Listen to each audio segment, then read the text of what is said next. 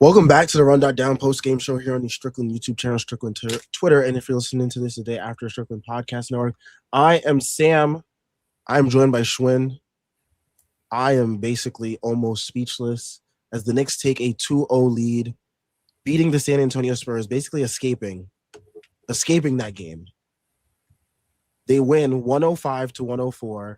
This is their 13th straight win. I can't even fucking compute it in my fucking brain. The last time this team won 13 games was the 2012-13 season when they went on that late game winning streak. But holy crap, to do this in the fucking playoffs, in the fucking finals, to continue this, oh man. Shout out to FanDuel. Yeah, shout out to FanDuel. Because Tony Brothers definitely had a big shout out Yeah, to FanDuel. shout out to FanDuel because Tony Brothers is definitely one of their biggest accounts on there, apparently. Tony Brothers needs to be shot. Yo, can I just say this? I do the post game with you guys all the time. I was ready to get racist on Tony Brothers tonight. That shit was fucking crazy. That shit was crazy. I was like, you know what? I'm MAGA now. I am MAGA now. That's what's happening. That shit was join the club. Join the club, baby. It's great. It's great over here. I was like, you know what? This is Tyrese. I'm moving to Texas. I'm going to join Tyrese. I want to go that far. It was fucking ridiculous. Like, dude, the Knicks winning that game, they won the ref show game. They won the Brunson plays like a huge fucking piece of shit game. They won the choke game. Yeah, they won the game. This is the choke game. Yeah, everybody choked down the stretch, especially Jalen Brunson. They won the game where they were like, oh, it's so awesome that Karl Anthony Towns is the best player on the floor. Let's take him off the floor for like 20 minutes. Let's also just not use him at all, actually. Let's just stand in the dunker. Let's ignore him. I get why they were doing that because Wemby was on a small and they wanted to draw Wemby out of the paint. Like, I get it. But at some point, like, your best player on the night and honestly your best player in the playoffs so far needs to get touches. He needs to be on the ball. And I don't know what that was, but they won the game. I thought Mike Brown, again, I thought he coached an awesome game. He did like really small things, like when Shamet was gassed, he didn't go back to Josh Hart. Josh didn't have it tonight. And he didn't go back to him. He put Deuce in. Deuce hits a big time three. And then he went back to Shamet when it was like the right time to go back to Shamet. I just thought he hit the right buttons at all times. Credit to the Knicks for keeping their composure throughout this game because God knows I was not keeping my composure. Like, credit. Just look at my tweets. Just look at my tweets tonight. Just like a big credit to all the Knicks fans in New York City and everywhere in the world that watched that game in public. Because if I watched that game in public, I would be in jail right now. I would be in jail. That was like I couldn't believe the calls they were getting. That the fact that the Knicks took the lead going into halftime was crazy because that second quarter, like the whistle in the first half was a joke, and they were just letting it stand. I mean, I think Stephon Castle? I'm pretty sure about this. Did he finish with 3 fouls tonight? Let me check. So. I'm pretty sure he did. 4. Okay, so this guy spent the second half just like dry humping Jalen Brunson up and down the floor, doing all kinds of bullshit. He picked up 1 foul in the second, and that was the intentional foul. That was the foul they had to give. That's the foul they had to give on the final possession the Knicks had, and it was preposterous that was the case. They took 7 free throws, right? No, they took 5 free throws in the second half. One was the overturned call that we had to challenge to get, the OG3. And then the other one was the one where Wembanyama threw the ball off of fucking Stephon Castle's asshole. So, like, I can't believe the Knicks won that game. I can't believe it even got to the point it did. But you know what? The Spurs were always going to make a run at some point. It happened at the worst possible time. It gave me all kinds of, I was not having a good time. I was like, is this going to be the rest of my life in sports being a Knicks and Bills fan? Just like every time it's like right there in my grasp. It's like, the football, like Charlie Brown, the football. It was like, am I just not allowed to have nice things? And then the great country of France once again came to the aid of true patriots like us Knicks fans and gifted us the game. So We Lady Liberty. Fuck out of here. they gave us liberty, and then we gave them death, and it was the most stress-filled final, whatever it was, 6 after the OG dunk. I was like, damn, we might like run out of here with this. And then it was like, not so fast, my friend. It was awesome. I have so many emotions. But all I can say is the Knicks are up 2-0 in the motherfucking finals, and they've not played a home game yet. And they haven't even played a good whole 48 minutes of basketball yet. Look, I get that. I agree with you, but I also think there's been a rush to do this. Like after game one, I heard a lot of people that were like, no, neither team really played well. And I'm like, they're both really good defenses. Like, this is just what it's going to look like. And look, man, the Knicks took the best shot the Spurs had. They took the best shot that Tony Brothers had. And they came out of here with the win. It doesn't matter what it looked like. It doesn't matter how you got there. Nobody's going to remember that. Only thing that people remember are fucking banners. And we are 2 wins away from putting up a banner. We are 2 wins away from doing the first double in NBA history, NBA championship, treble with the Shooting Stars.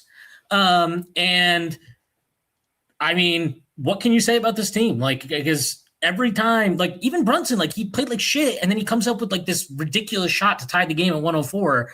And I think he ended up with I think it might have been 5 steals he had today, and he was just lurking there for that turnover when Wemby kind of fucked up. He was there. He was there. He got it. And then he, obviously drew the foul. But yes, it would have been nice if he made 2, sure. But at least he made 1. And we got out of there with the win. And, I think the best part about this win in some ways was they were showing the montage of Wemby being an awesome leader on the sidelines at 104 up when we were getting possession. And then he pissed the game away. What a leader. Congrats to him. He's going to be the face of the league. He's not going to give anybody any choices. And also he hates soda because soda kills kids, but he doesn't mind sweatshops because he's going to take that sweet, sweet Nike money. Well, I just love the fact that Victor Wembanyama, who's going to make a $300 million contract in about 2 months, is a member of the proletariat. But yes, he's very, very much a deep thinker on ice and Donald Trump in politics. So, bourgeoisie Wemby, multimillionaire, probably going to make $1 billion in career earnings through the league, proletariat. Sophisticated basketball enthusiast Victor Wembanyama. Now down 2-0 to the unsophisticated. How about that turnover down the stretch? That was the funniest. That's the worst moment of the finals to J.R. Smith. Easily. It's much worse than J.R. Smith because the Cavs were never going to win that series anyway. Okay, but the entire thing, again, obviously, taking context out of it. But it's you had a chance to win the game. You're rushing up the court. I don't know how the hell you don't call time out there. The game is tied. What are you doing? So that was that they did the same thing against Minnesota, right? Minnesota went up 1 in game 1. They went up, and then San Antonio, they missed the shot. San Antonio got the rebound, and then he didn't take the timeout.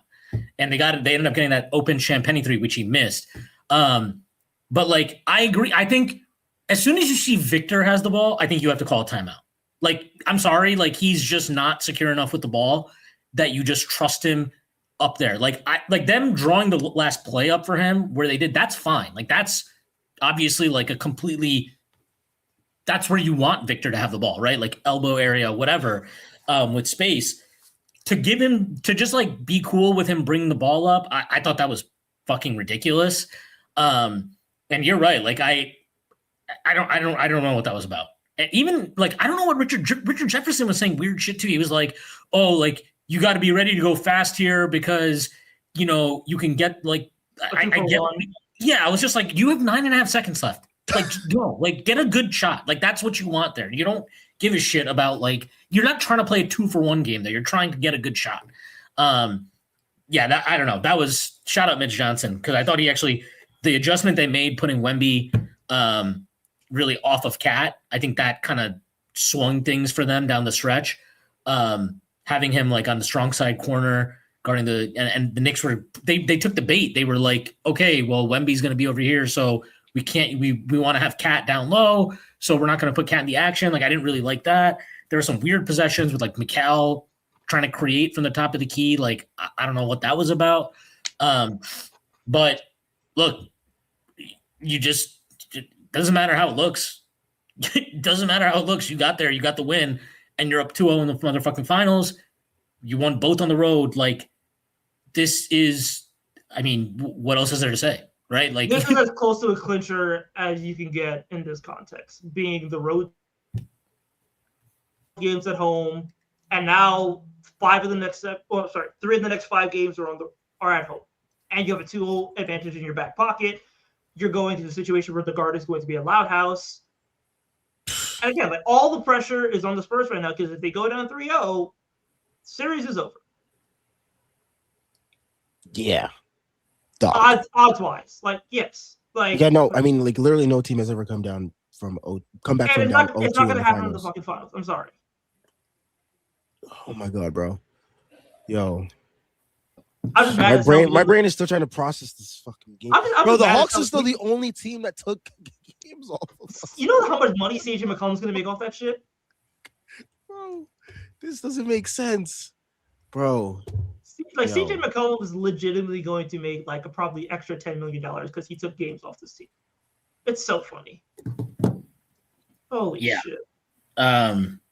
Look, there was a lot of good stuff the Knicks did in this game, and it was weird how it ended, but I'm just wow. That was a lot. That was a lot. I have no idea. Like, look, if the Knicks, hopefully the Knicks don't have some epic choke here and close the series out. I'm not sure if I really like need them to get back to an NBA Finals again. I'm not sure my heart needs it. I'm not sure I could survive another one. We can take a 10-year. We get like legitimately. It'd be nice to just like win this one, and then take a 10-year break. I don't need to care about sports. I'm good. I will turn into the fucking Andrew Cuomo of Knicks fans, and I just won't give a shit until they're good again. Like I'm okay with this. Matter of fact, blow it up after we win. This is our last dance. I don't want the stress anymore. Nah, the stress of an NBA Finals game, bro. Watching these shits, bro. I thought like the rest of the playoffs was bad, but like this shit, bro. Like close game in the finals, bro. Dog, there's nothing like this. I'm bringing the shit up in therapy tomorrow. I don't need this. Bro, like how did fans of like I don't even know because like a lot of the other playoff teams that have been in the finals multiple times, they like had like dominant like thrashings, like the Warriors and like the Lakers and stuff in the Kobe Shaq years. Like I don't know how fans of like regular contenders do this shit, man. Facts. Where's our thrashing, bro? It's coming. It's coming at the Garden. Hopefully. Shit. In the presence of our fearless, our fearless leader. Well, look, I mean, look, if that's what it takes for Mitch to like get out of whatever the fuck was going on with him on defense today until the final possession, that would be great because he had multiple possessions where I'm like, are you like, did the controller like run out of battery here? Like, did it get unplugged? Like, what happened? You just stopped moving. There was the Keldon Johnson one where he literally just like watched Keldon Johnson drive to the rim, and I'm like, what's good with you right now, man? Are we like everything okay? What's like did somebody leave you a mean message on Instagram or on Facebook or something? Like what's Probably, up? But one of my favorite moments from this game was De'Aaron Fox just like, getting up in Brunson's face, trying to, scare him or whatever. Yeah, like what's that? that? It's like De'Aaron Fox, no one is scared of you and your peanut head, okay? Sit the fuck down. He's like evolutionary rookie RJ. He has a Charmeleon head. That's what he has. He has a Charmeleon head. For those of you Pokemon people, wow, what a game. Where do we actually want to start with actual analysis? Karl-Anthony Towns. I mean, Karl-Anthony Towns. He absolutely punked Wemby that first half. Punked him. Yes, like he absolutely there was nothing Wemby could do for him. He had nothing for Wemby, and it was beautiful to watch. He was hyper efficient in this game as well. 8 of 12 from the field, 3 of 5 from 3. he went absolutely berserk in that first half. He had 17.7 rebounds, 3 assists, and a block. He was everywhere defensively. He single-handedly got the Knicks back into that game when they were down 12 in the first quarter. He was the absolute hub for the offense. He made things happen with his offensive rebounding. That was the best stretch of basketball Karl Anthony Towns has played in his life. And this man has scored 60 points twice. That was the best basketball Karl Anthony Towns played in his life. And he was talking shit like he meant it because he did. You told him, he's like, you can't fuck with me. And he was doing it without getting any benefit of the doubt. There was no like great whistle he was getting. There was nothing. He got a bad whistle the whole game. And yeah, he just had it going on. Like he was so dialed in. There was nothing they could do to get him out of his zone. The only thing, like I really believe the Knicks were about to blow them out in that third quarter until Tony Brothers decided to call like two of the weakest fouls in a game where people were literally tackling each other in this game. And I get like even at the time I was like, bro, how is Mike Brown not challenging this? But then I'm thinking about the overturn call on Cat in the first game where like, and I'm just like, I kind of understand it because if I'm Mike Brown, you don't want to take that risk because with Cat, it's like, it's hit or miss, and most of it is miss. It's like there's Cat on Wemby. One of the calls was Cat on Wemby, right? And it's like I don't think I'm going to win this one. And then the other one, like he got fouled well before he kind of hooked Castle's arm. But do I, in my heart of hearts, believe if I challenge that, I'm 100% give him the benefit of the doubt? No. Yeah, like I don't think so. Especially like you said with Cat, like I don't think so. And yeah, I sympathize with that. So like, I do wish Mike Brown was a little bit more aggressive with the challenges. He left there today with one challenge in his pocket. But I understand why he didn't. But yeah, Cat was, and we're focusing on the offense, bro. His defense, like he was exceptional defensively in that first half. Like you could feel the difference when he was out there versus when Mitch was out there. Yes. And honestly, even down the stretch when like the Spurs made that run, I don't think almost any of that had to do with Cat. Almost none of that had to do with Cat. So it was a lot of the screen navigation from the screen that they were getting out in transition. It was all that. But yeah, man. Also, Harper got away with a fucking bogus ass travel. Yes. On that fast break, like what the fuck are we doing? Come on. He also got a foul call when he pushed OG, and then I don't even think the Knicks touched him. Like I genuinely don't think the Knicks touched him. We can talk about all the fouls that happened in this game. Mitch getting a technical for Dog, that technical was so weak, bro. Carter Bryant did literally the same exact thing to Jalen Brunson like 25 possessions prior, and he didn't call shit. That was bogus. Yeah. What? I mean, the flagrant was hard. The thing was, if you call that flagrant and you're saying he tripped him, that's a backcourt violation. This is the shit that happened in game one where Cat got mugged, and then they decided, okay, well, we can't call that because Cat actually offensively fouled him first. So it's like, okay, either he did have the backcourt violation or there's a flagrant. You can't call both, but they called the flagrant for whatever reason. That was stupid. There are so many calls in this game. The backcourt violation on Deuce, that one was flagrant pissed me off.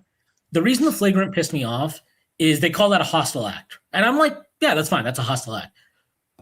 Dylan Harper elbowing Deuce in the fucking head is not a hostile act. Like that's just the normal battle. Like because he looks at Deuce, you see it in the replay. He literally sees where Deuce is and like lines it up and elbows him in the head. Like I know that's like a big thing for their team. Wemby, elbowing Naz Reid in the neck, and now and gets suspended for that. Yeah, like I get it. And like honestly, I'm being a little bit facetious here because I wouldn't call that. I wouldn't have called it. I wasn't begging for that to be a flagrant on Dylan Harper. No, but it's like if you call one thing one way, then call it the other way. Let's just call it like it is. The officiating was so one-sided against the Knicks in this game that we had Richard Jefferson basically begging for them to give us a technical when De'Aaron Fox was doing whatever he was trying to do to Jalen Brunson.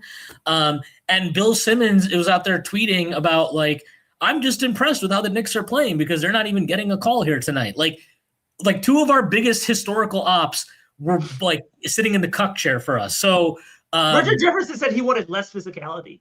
Yeah, that's how bad it was. And it was bad because like the way that Brunson was allowed to get assaulted coming off of the floor, compared to the way that the Knicks were just not able to play defense against mainly like guys like De'Aaron Fox and Stephon Castle and especially Dylan fucking Harper. It was ridiculous, man. It was ridiculous. I mean, Devin Vassell getting 3 free throws off of getting his hair touched, and it's just like, okay. That one gave me flashbacks of when Josh Hart grazed Kobe White's hair, and they called that a foul. And then on the other end, OG comes down, hits a 3. Julian Champagnie is in his landing space. Yes. When he comes down, and OG falls over, and he makes a 3, but there's no call. Well, there was a couple like that. Shamit had one too, where he clearly was in the landing space. Yeah, it was very, very obvious. And then the Knicks had to challenge one where OG got 3 free throws. They didn't call that. They had to challenge it. And it's like, okay. Like the other thing is like, man, like, do you want to know why De'Aaron Fox was getting boogie down the stretch in the pick and roll with Wemby? Go watch every screen that Wemby set during that stretch. 2-hand shoves, literally. Every single one is a 2-hand shove in somebody's back. Like he literally, you can see him like lining it up. Like he's lining it up. And he's like, I'm like, man, you'd be a really good like pulling guard in the NFL, dude. You should try that out instead. It was ridiculous. I couldn't believe they got it. away with so much, and they still lost. Like I am hysterically laughing on the inside right now because they literally had the game. They had the game like literally served to them on a silver platter, no pun intended, and they still couldn't get it done. Yep. I mean. It's I like genuinely I generally think like the conspiracy theory stuff is usually pretty stupid. I have no other way to explain what that was today. They're trying so hard to push this Spurs shit right now. Other than to like they like really want the series to be extended because it wasn't like honestly the first game I thought that was a badly officiated game, but that one was more like, I'm like, okay, look, it's the home team. I get it. Wemby's the golden boy. You're going to have to deal with some bullshit. Fine, whatever. So be it. Today was just, I mean, that was like above and beyond, man. Like you could feel that once they sensed, oh man, the Knicks might pull away here in the third, then Tony Brothers calling bullshit. Well, then Tony Brothers put on his fucking cape and was like, well, time to get Cat out of the game here. Like it was to save the Spurs. Yeah, it was preposterous. Also, I want to say Cat was awesome. Mikal Bridges, awesome. OG Anunoby, very weird, just a very weird game, but like definitely a positive. Landry Shamet, really good contributions off the bench. Deuce, nothing major, but he gave you a couple of big shots that you needed at various points. And I thought his defense on Harper was good. But the guy I really want to pray, Alvarado today was awesome. He was awesome again. I will continue to say it. I think this is a really, really good series for him, the way that San Antonio wants to play. And also, like, at the end of that first quarter, the Knicks were down 9, right? 7 or 9, whatever it was. And you could feel that, like, by that point, you knew, like, okay, the Spurs are just going to get away with, like, mugging us, and we're going to have to play through this. There's no other way around it. Like, we just have to play through it. And they were playing, like, a super high-intensity game. And I felt like I don't think the Knicks were, like, bullied out of it, but I don't know if the Knicks were quite at that level. I don't know if they were fully there. And Alvarado came in, and you could feel it change in real time. And he was all over the place. He was active. He was getting up and down the floor. He's always feisty. He was great tonight, man. And he's been great so far in both games in this series. He's given them big-time lifts when they've needed them at the end of both first quarters, right? Same time, really, in each game. He was great, man. He just deserves so much credit because he's obviously not been the biggest minutes player since he got to New York. But this is what you got him for, right? It's all of it. It's that he can come in and run the show for a little bit. And like that feistiness, that just willingness to mix it up and, really just fucking get after it. He was great tonight, and he just deserves so much credit for staying ready. And he's always engaged, man. You see him on the bench. He's always engaged. He's like the first person. He's always bitching at the refs. He's always like running out as soon as we call timeout to thank everyone. He's awesome. He deserves so much credit for staying ready. And, it's just like that's you kind of feel that way about a lot of these guys, right? Like Shamet, who played, 33 minutes in game one. This guy, how many minutes is he going to average for the season? Deuce always stays ready. Like these guys are staying ready, and Mike Brown is willing to call their number when he needs to call their number. So, look, I have no idea how it all ended up, but what I will say is through 2 games, for all this talk about, oh my God, the Spurs, their depth, there's so much talent. Like they have no depth. They have no fucking depth. The Knicks' depth has severely outplayed the Spurs' depth so far in this series, and that's 2 games on the road. That's 2 games on the road where, generally speaking, your role players better at home. Yeah, your role players generally are not supposed to be as good as they are at home. So shout out to the bench, and I just again, Shamet, Alvarado, Deuce, all those guys, they were really, really useful. Keldon Johnson has to be the worst 6th man of the year winner ever. He literally got it because he had a press conference where he said, I think I deserve it. And the voters are like, you know what? You're right, because we love Wemby and we love the Spurs. And yeah, you guys won 62 games, so we have to give you guys multiple award winners. So here, you will get 6th man of the year, even though you don't deserve it and you suck. And like Terry says, you jiggle when you run up the court. Is Keldon Johnson the worst, like, long-term NBA player from Kentucky ever? Yes. He is one of them, yes, because most of them usually flame out. Randle 1-2. Most of them usually flame out. That's crazy. But yes, most of them usually flame out by like year 3 or whatever, by the end of their like rookie contract. If they suck, like Keldon Johnson is just Harry Giles who got a healthy career. Like, this is so stupid.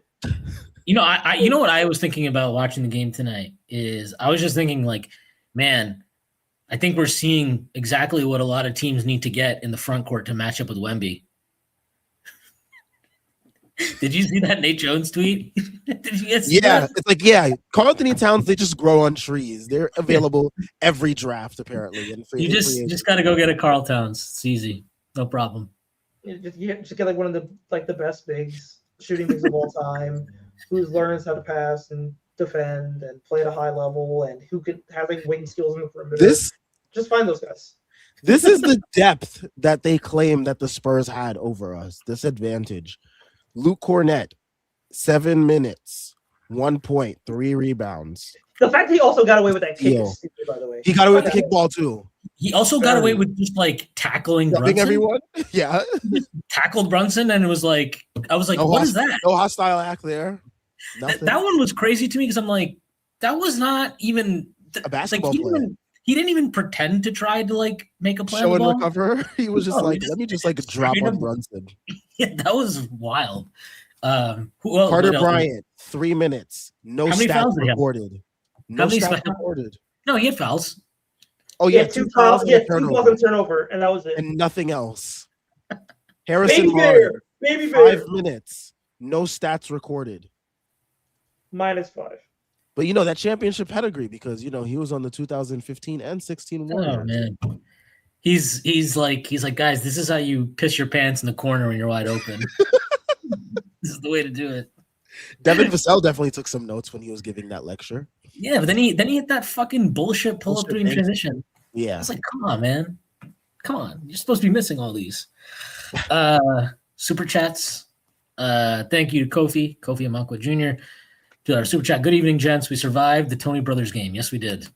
Hashtag surviving Tony Brothers. I survived Tony Brothers. This is from Andre Dreyer. Thank you for the super chat, man. I can't believe we won the Tony Brothers game. He also says, on God, we better get home whistle games 3 and 4. Yeah, I mean, we need some home cooking, man. We haven't gotten any of that. Like, I feel like we in no games this playoffs we've gotten like some serious home cooking. That a piece of that is because we've like haven't played a close game at home in a while. So very true. So it's like whatever. But yeah. The only 2 teams to actually win 13 in a row in the playoffs in NBA history, us and the 2017 Warriors. If they win 15 straight, again, this is the greatest one team of all time. I mean, let's be real. Like the Spurs, they won 62 games. They had what, the second best rating in the league at the end of the year. Yeah. Like, if you sweep that team, and they have the guy who apparently is the future face of the league, who loves children so much that he is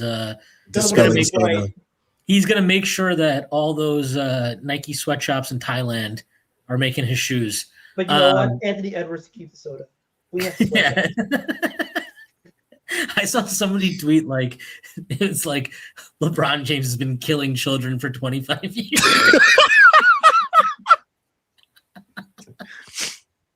Dog. But yeah, like it's if you win the series in 4 games, even if you win in 5 games, something like that, like it's pretty impressive, man. Like that's pretty impressive stuff. And then we can, like Tyree said, then we don't need to care about the Knicks can just like they can literally go back to being the dumbest team ever for the next 5 years, and I'll be like, that's fine.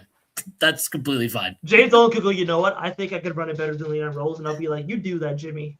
Yeah, you do that, Jimmy. you do that. He's gonna hire fucking Barron Trump to run the team. Go ahead. You want to dig up Charlie Kirk too? Do it. Be my guest. You want to get Ben Shapiro in here? Sure. Perfect. Dog. We're gonna have Tony Hinchcliffe doing rallies at halftime. Great. Like I'm okay. Once we win it, I'm checking out. Run.down ends after we get the finals, by the way. Like we're not doing this shit. Bro, I honestly, when we started this show, what was it? 4 years ago now? Jesus Christ. Almost, yeah. 4 years ago, I did not anticipate that we would ever be doing NBA Finals games this soon. But wow, what a journey. From raging during that 2021-22 season with Julius Randle doing the thumbs down and shit and the team choking away 20-point leads to now being here and we are up 2-0 in the finals. The first time this franchise has done that ever in the finals in NBA history. So, yeah, no, I didn't expect it, but I'm just enjoying the journey. Tyrese's memoir, I Survived Thomas Thibodeau, is coming out soon. Be on the lookout for that. Yes. I did survive Thomas Thibodeau. Okay, I survived the gaslighting. I survived the horrible rotations. I survived. Bro, did y'all see that video of the box out that Wemby, like, that Jose had on Wemby, and he just fucking like choked him and threw him? I mean, that's all he does. That's all he does. He just fouls people and gets away with that. I genuinely. And then he'll quote Socrates in the press conference. Yeah. Oh, well, it's good. Like he said, they don't need to do anything tonight. Yeah, they don't need to do anything different. Actually, they're fine. Everything is fine. Nothing needs to. They're going to play so much better, and he's going to play so much better, and they're going to be just fine, and they're the better team. He's so full of shit, man. This entire the pretentious shit is just like too much. And the fucking Reddit bros just fucking eat it up like slop. I'm like, I don't need he's like so. I actually understand it because I'm like, I remember when I graduated college and I was like, I actually know everything. I am so fucking smart. Yeah, I'm so smart and nobody should ever tell me anything. Dad, don't give me any advice ever, actually. Fuck you. It's like, he's just like, he's at that age, right? He's 22 years old. Like, I get it, but I also have to read his fucking quotes all the time. And I'm just like, dude, please shut up for 5 seconds. Like, I don't need it. Like, please stop trying to aura farm in every press conference you're ever in. But I want to say this also. Shout out to the New York Knickerbockers for winning this game because now this entire weekend will be fun. It'll be joyous. You can actually listen to NBA podcasts. I want to hear the cholesterol coming out of fucking Wendy's voice when he has to recap this game. I want to hear Tim Bontemps' tears on wax. I want to hear Tim McMahon sulk. I want Tim McMahon to jump on. I just want to hear all the people that had like Spurs in like 5 or Spurs in 6. And many of my coworkers, I've been texting them. I just want to hear their thoughts on podcasts over the weekend. You're from Texas, so at least that like makes sense that like they would, yeah. Spurs in 5. Yeah, I'm doing the whole I'm doing the fucking David Duke thing where I just walk into the office with nothing but Knicks gear on, and I'm just like, hey, how's it going, guys? Watch the game. Yeah. So, did you guys watch halftime with Charles Barkley and how he was just like talking about like how like Cat was just like beating the shit out of Wemby? I didn't. He was. I never watch pregame. I never watch halftime, and I rarely watch the game. But I did. I saw a lot of comments in our Discord that were just like, yo, Chuck is fucking going at Wemby. He was killing him. That was like the one time I've watched the halftime show this year because I just like I couldn't find my remote because the Roku remote just likes to grow legs and run away. And yeah, like he was just like going in on Wemby. That shit was so funny. I gotta find the clip and share it, bro. That shit was so funny. Yeah, and I'm just gonna say, he was like, like viscerally disgusted at Wemby's performance. I know Wemby. What did he have? 22 in the second half. Like, I get it, and I'm not even gonna kill him for like the last turnover because I think that's more of a Mitch Johnson thing. But like, I still don't feel like his 22. I was like, okay, like I'm living. It didn't feel dominant. It didn't feel game breaking. Most of the shots, he had one really nice move in the paint towards the end of that run they made, where he went like lefty layup on Towns. On Cat, yeah. On Towns. But like other than that, I was like, okay, you got to lay up in transition at the very end. By the way, he did not get fouled on that. He didn't get touched. You watch the replay. He did not get touched. He had one of those fucking phantom ass fouls. He had a couple of dunks that were not, they were good movement off the ball from him, but like they weren't really like some dominant thing. But for the most part, it was like a lot of jumpers he was making, and you just have to live with that. And like, yeah, like I think if the Knicks, they just kind of keep playing the defense they're playing on Wemby, and they'll be fine. Because if you lose like death by Wemby jumper, I'll just tip my cap and be like, give me that. I'll just be like, if you lose because of that, I'll be like, okay. I mean, what am I gonna do? The guy's fucking 7'6". It's like I got two options here. I can keep him outside, or I can let him come inside, and he just extends his arm and you can let him what? Wow. Okay. All right. Yep. That's kind of timing. 2-0, baby. 2-0. We doing anything. You still got it, Tyrese. No, don't let anybody tell you don't. It's okay. I put up some really bad shots tonight as well. You're good. Thank you for the super chat. This is from Brunson Better. JB tried to bury us. Thank fuck we survived the CTE game. He also said, "Big brain Leon Rose deserves most credit for everything." And then he also says, "Let's fucking go Knicks. Love fellas from UK. Sweep Cat FMVP. Yeah, Cat's gonna be the FMVP. Cat's gonna be finals. He deserves to be. He deserves to be. I mean, I thought OG would actually have like the chance to kind of like sneak it. There were some good odds on Towns before the series, by the way. Yeah, I think Towns was like plus 1,400 or something like that. But yeah, he's been great, man. I thought he was at least better than Wemby in the first half. I quite frankly think he was just better than Wemby the entire game. And I thought he was better than Wemby in game one. Like, I think that's why you're winning this series, to be quite frank. Like, the bench and Cat outplaying Wemby. Brunson obviously has the great close in game one, but Cat and the bench, man, they've been killing it. Yeah, no, Cat. I mean, I feel like he would have had a dominant second half if, of course, Tony Brothers didn't take him out of the game with those 2 weak fouls, because I feel like that kind of killed the rhythm of not only him but the team as well. And then once he came back in, the Spurs started to switch things up a little bit. So I think that whole thing right there, and the Spurs, they capitalized on the momentum that Tony Brothers gifted them. So yeah. With Cat Finals MVP, we unfortunately will hear it from the Hammonites. I don't give a loud shit. And proud. I don't give a shit. Like, I will hold up my imaginary championship ring to them.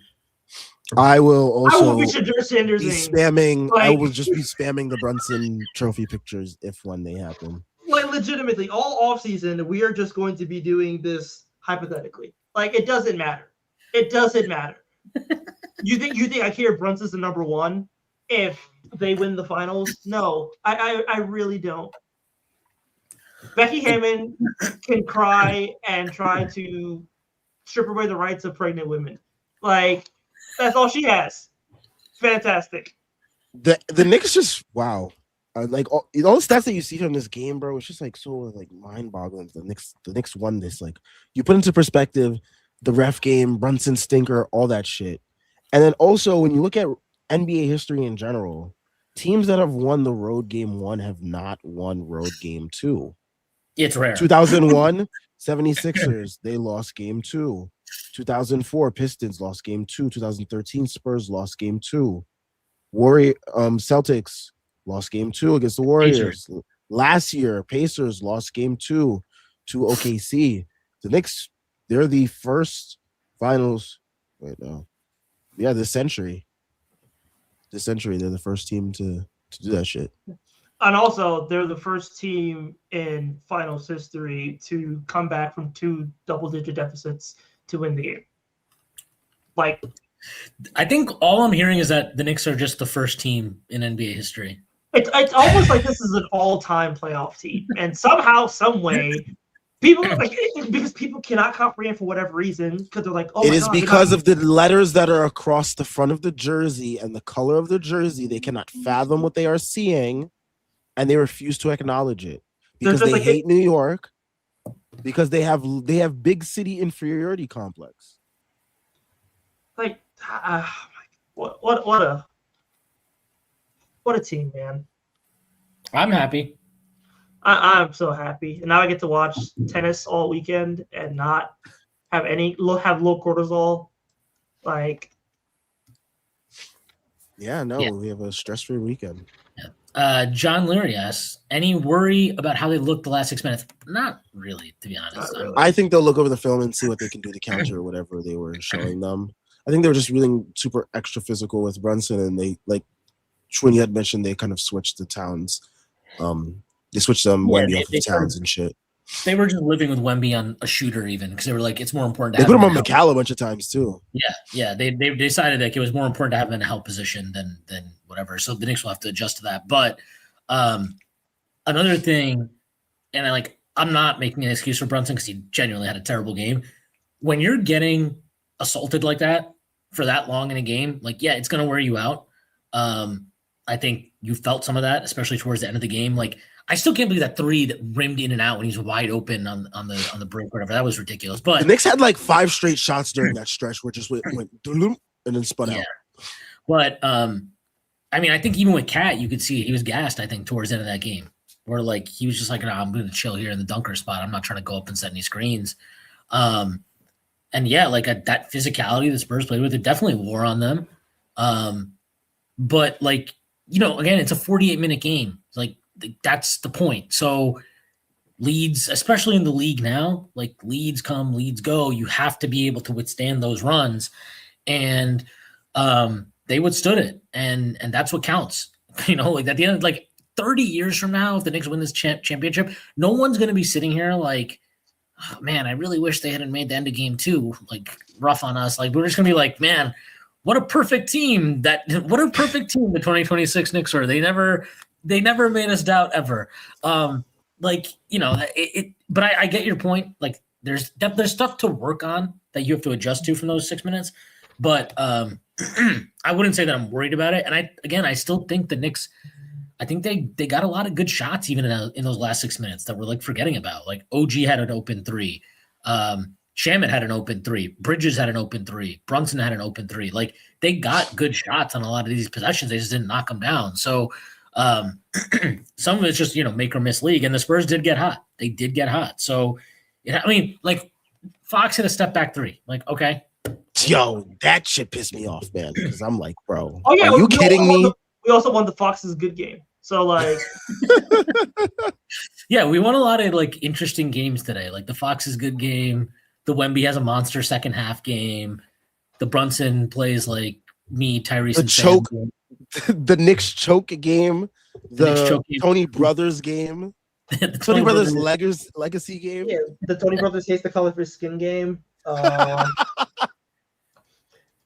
Tony Brothers is out here working. What a cretin he is, by the way. First of all, Tony Brothers is eyebrows. He's the guy, and I don't understand how that could be. Tony Brothers looks like you ever played? You guys are really young, but maybe you guys have played it. Have you ever played Mario 3? Yes. You know those guys you jump on and you squish them? Yes, the Goombas. Yeah, yes. That's what Tony Brothers looks like. Yes, he definitely does. He has the bushy eyebrows and the scowl and the brown stubby body. I need Cat to just like jump on him and like he goes squish. Just squish. Thank you to Jeffrey Glenn for the super chat. $4.99. Tony Brothers' actual first name is William. Wow, that's horrendous. He was the best player on the court for San Antonio. Shamit for MVP. MVP in my heart, but right now, Cat's the MVP. Cat's the real MVP. He's been killing it, man. But Shamit's been great. No question about it. He's gonna get a nice bag from Mr. Dolan at the end of the season, and we'll all be we win the championship. Pay Everyone's everybody getting paid. Everyone's getting paid. We're running it back. Like, you remember, like, when the Warriors were in the locker room and, like, Andrew Wiggins was like, oh, you're going to get a bag this summer. And then Jordan Poole goes, you're going to get a bag too. And it's like, yeah, that's what's going to happen this summer. Everybody's getting a bag. And then the only person that didn't get a bag was Draymond, and he got really mad about it. And that's why he punched Jordan Poole in the face and broke up their team and ruined whatever title chances they had left. And that's why he's a sour bitch about the Knicks all the time in his fucking whack ass podcast. He's gonna be Draymond there. Green. He's gonna be there for game 3 and 4. Can't wait. Brunson Better asks, thank you again for the super chat. You think will DT, our fearless leader, be a distraction in game 3? Will he? No, because Mitchell Robinson is gonna go 4 for 8 from the free throw line, 10 points, 12 rebounds, 3 block shots. Josh Hart is suddenly gonna hit threes. You can't fool me. Like, did he hit a pair tonight? That happened. Yeah, he hit a pair tonight. I was a pair. I was like, what? And then they stopped doing Akramich after that. They stopped doing it after he sunk the pair. Yep. The closer we get to Donald Trump's arrival. Also, by the way, whenever teams do that, they never win against us. They never win. It's bad. The basketball gods do not play. Stop doing that. That's not real basketball. Guard up. I wonder if he like pulls out granny style free throws for Donald Trump just to make sure he stays in the court longer. That's the funniest shit in the world. He's gonna just start like doing sky hooks at the free throw line. He's taking the 3. But like, I will say, like, will it be a distraction? Yeah, I mean, I'm sure it's gonna be naturally, but it's gonna be a distraction for everyone. Like, it's not just like unique to the Knicks. It'll be a distraction for everyone. And if anything, I would think the Knicks, given their experience and age, probably are better equipped to handle such a distraction. Yeah, they don't care much about whoever's in the fucking crowd. Yeah, I mean, I haven't seen any of the post-game comments yet, but I'm assuming, like, I don't know. The Knicks just seem mega locked in, and yeah, they're just way too laser focused. They're a veteran group of guys that see what's ahead of them, and they see the light at the end of the tunnel that's getting closer and bigger, and they want to get to it. Yeah, you know who 97. Thank you for the super chat. $10. Tony Brothers is a basketball terrorist and took Cat out of the game once he was clearly bullying Wemby. This was almost Lakers Kings levels. Ooh, what a callback! It was really bad. I can't deny it. It was. I have really tried my best to not bitch and complain about officiating during the playoffs and really all year. Even someone like Brett Usher, who is like one of the most positive like NBA accounts on Twitter, was like one way to describe him. His love for obscure NBA players. Yeah, it's like 20-minute video on Keldon Johnson 3-pointers. Like, what? But yeah, he's like one of the most like positive people you will see on this app about like basketball, and he was like, all right, this is like the Knicks are getting hosed right now. And it's like when people are like that are saying some shit, it's like you have a big problem. Like the whole timeline was just basically like, what the hell is going on with these cat fouls? Like, what is going on? You know what it is like they were getting calls like this at various points of the OKC series too. But it was OKC, so everybody was like, fuck yeah, let's go. Like, they're like, yeah, Spurs, kill them. You deserve a good whistle. And now, it's like, I think it's funny too, because deep down inside, people are like, want the Knicks to like not win, but they're like watching it and they're like, yeah, this is actually pretty bad. They're like, this is fucked up, actually. Also, a lot of people are like, Wemby looks trash in these games, so they're starting to hate him. They're like, you were hyped up to be like some like really awesome dude, and you're just like fucking shitting yourself right now. Like, what the hell's going on? Crosby 1889 says, "Get the fuck out of Texas ASAP." Jordan Bub, I'm trying. Yeah, you're moving to Dallas. You're not trying very hard. Dallas is still in Texas, Tyrese. Well, we're close to Oklahoma. We're getting there. We're getting to God's country. Wow, you're leaving Texas to go to Oklahoma now. We're getting to God's country. Cat is the first player in Knicks history with 20 plus points, 10 plus rebounds, 2 plus threes in a finals game. Centers weren't shooting threes back in the 90s. He was great, man. He was that second three that he laced. Oh my god, bro, that shit was like Pure. It's the sound. It snapped through the net. I was like, you know what?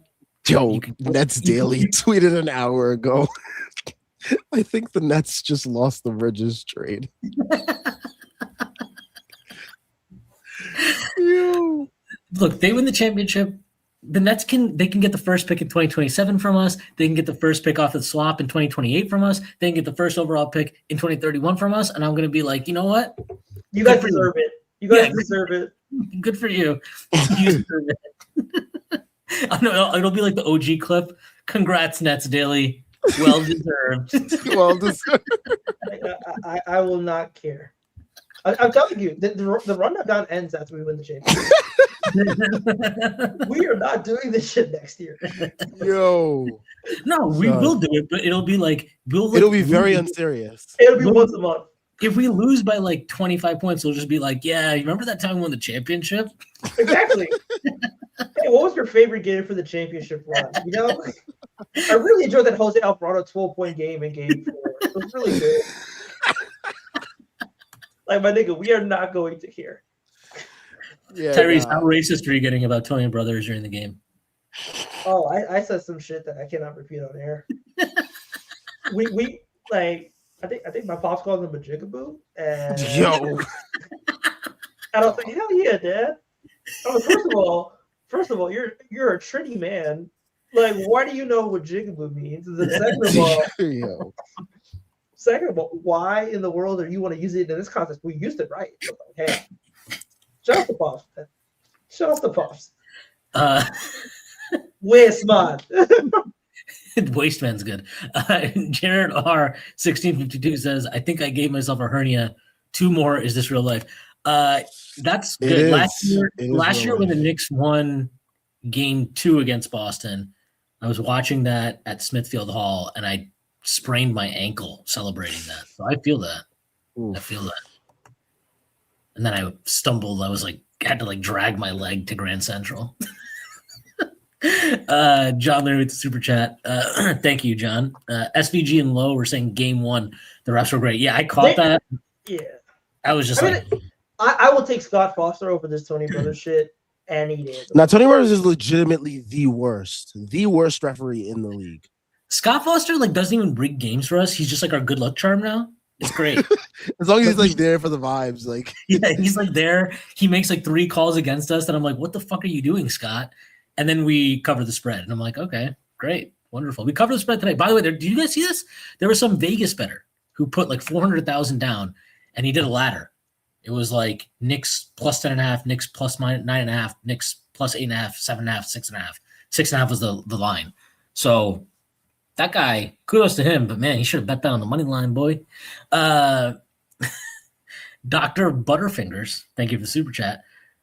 Love you guys, but you're making me nervous the way y'all are talking. Let's not start filleting each other just yet. I'll suck whoever's dick I want to suck. Yo.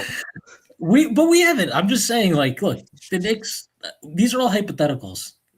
That's what we win. Yeah. Yes, we're all speaking allegedly.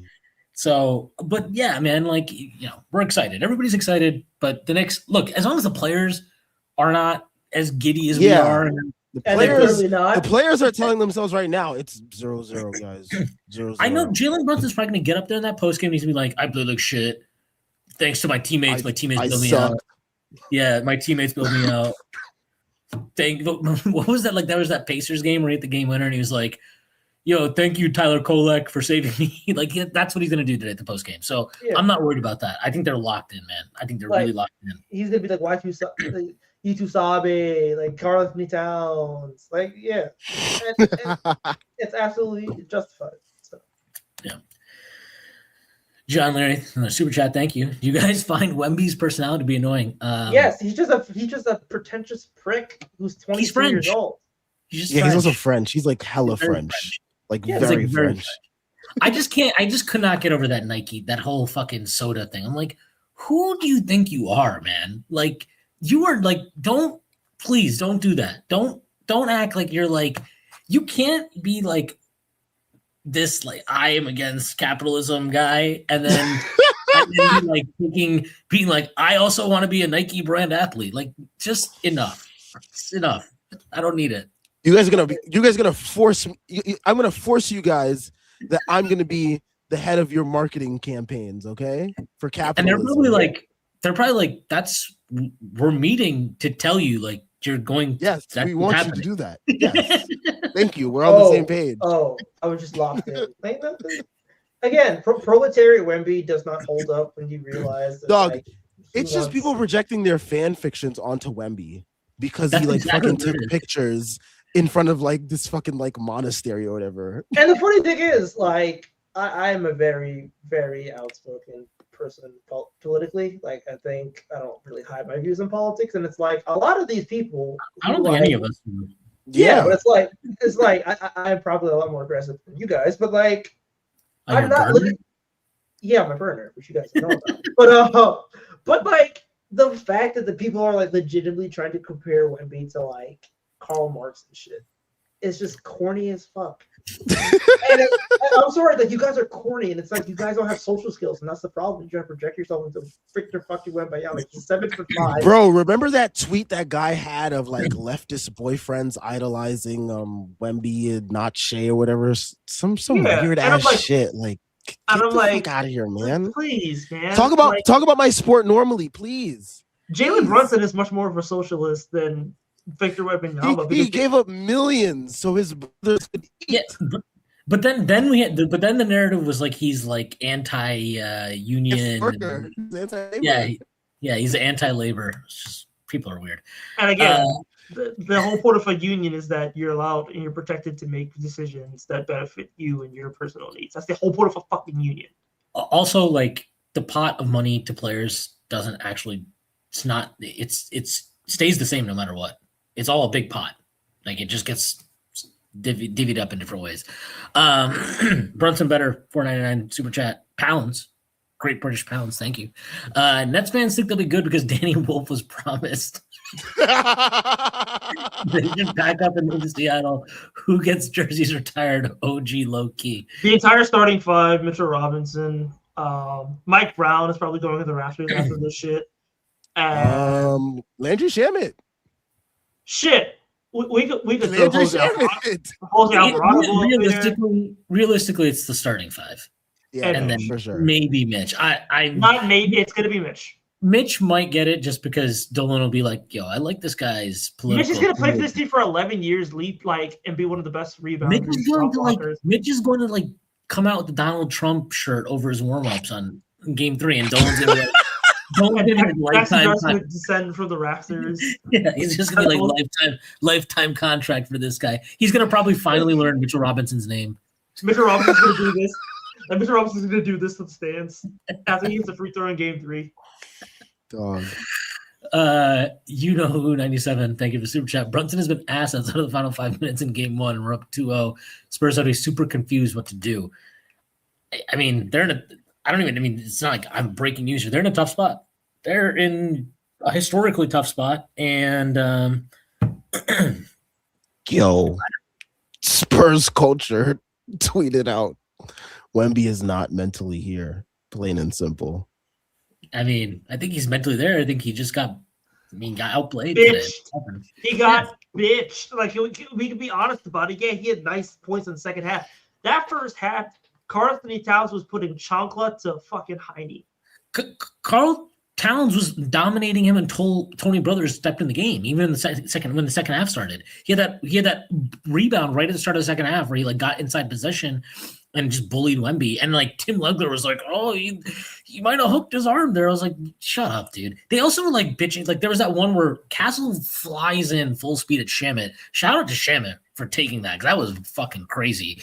And he got all ball, and then his hand obviously comes down and hits his Castle's forearm, and they were both like, that looked like a foul to me. I'm like, no, like that's just never a foul, dude. That's crazy that you even suggest that, especially in that game where you're allowing like assault to be legal. Hi, I see Eel says Cat, Mikal, and Shamit were tremendous tonight. Yeah.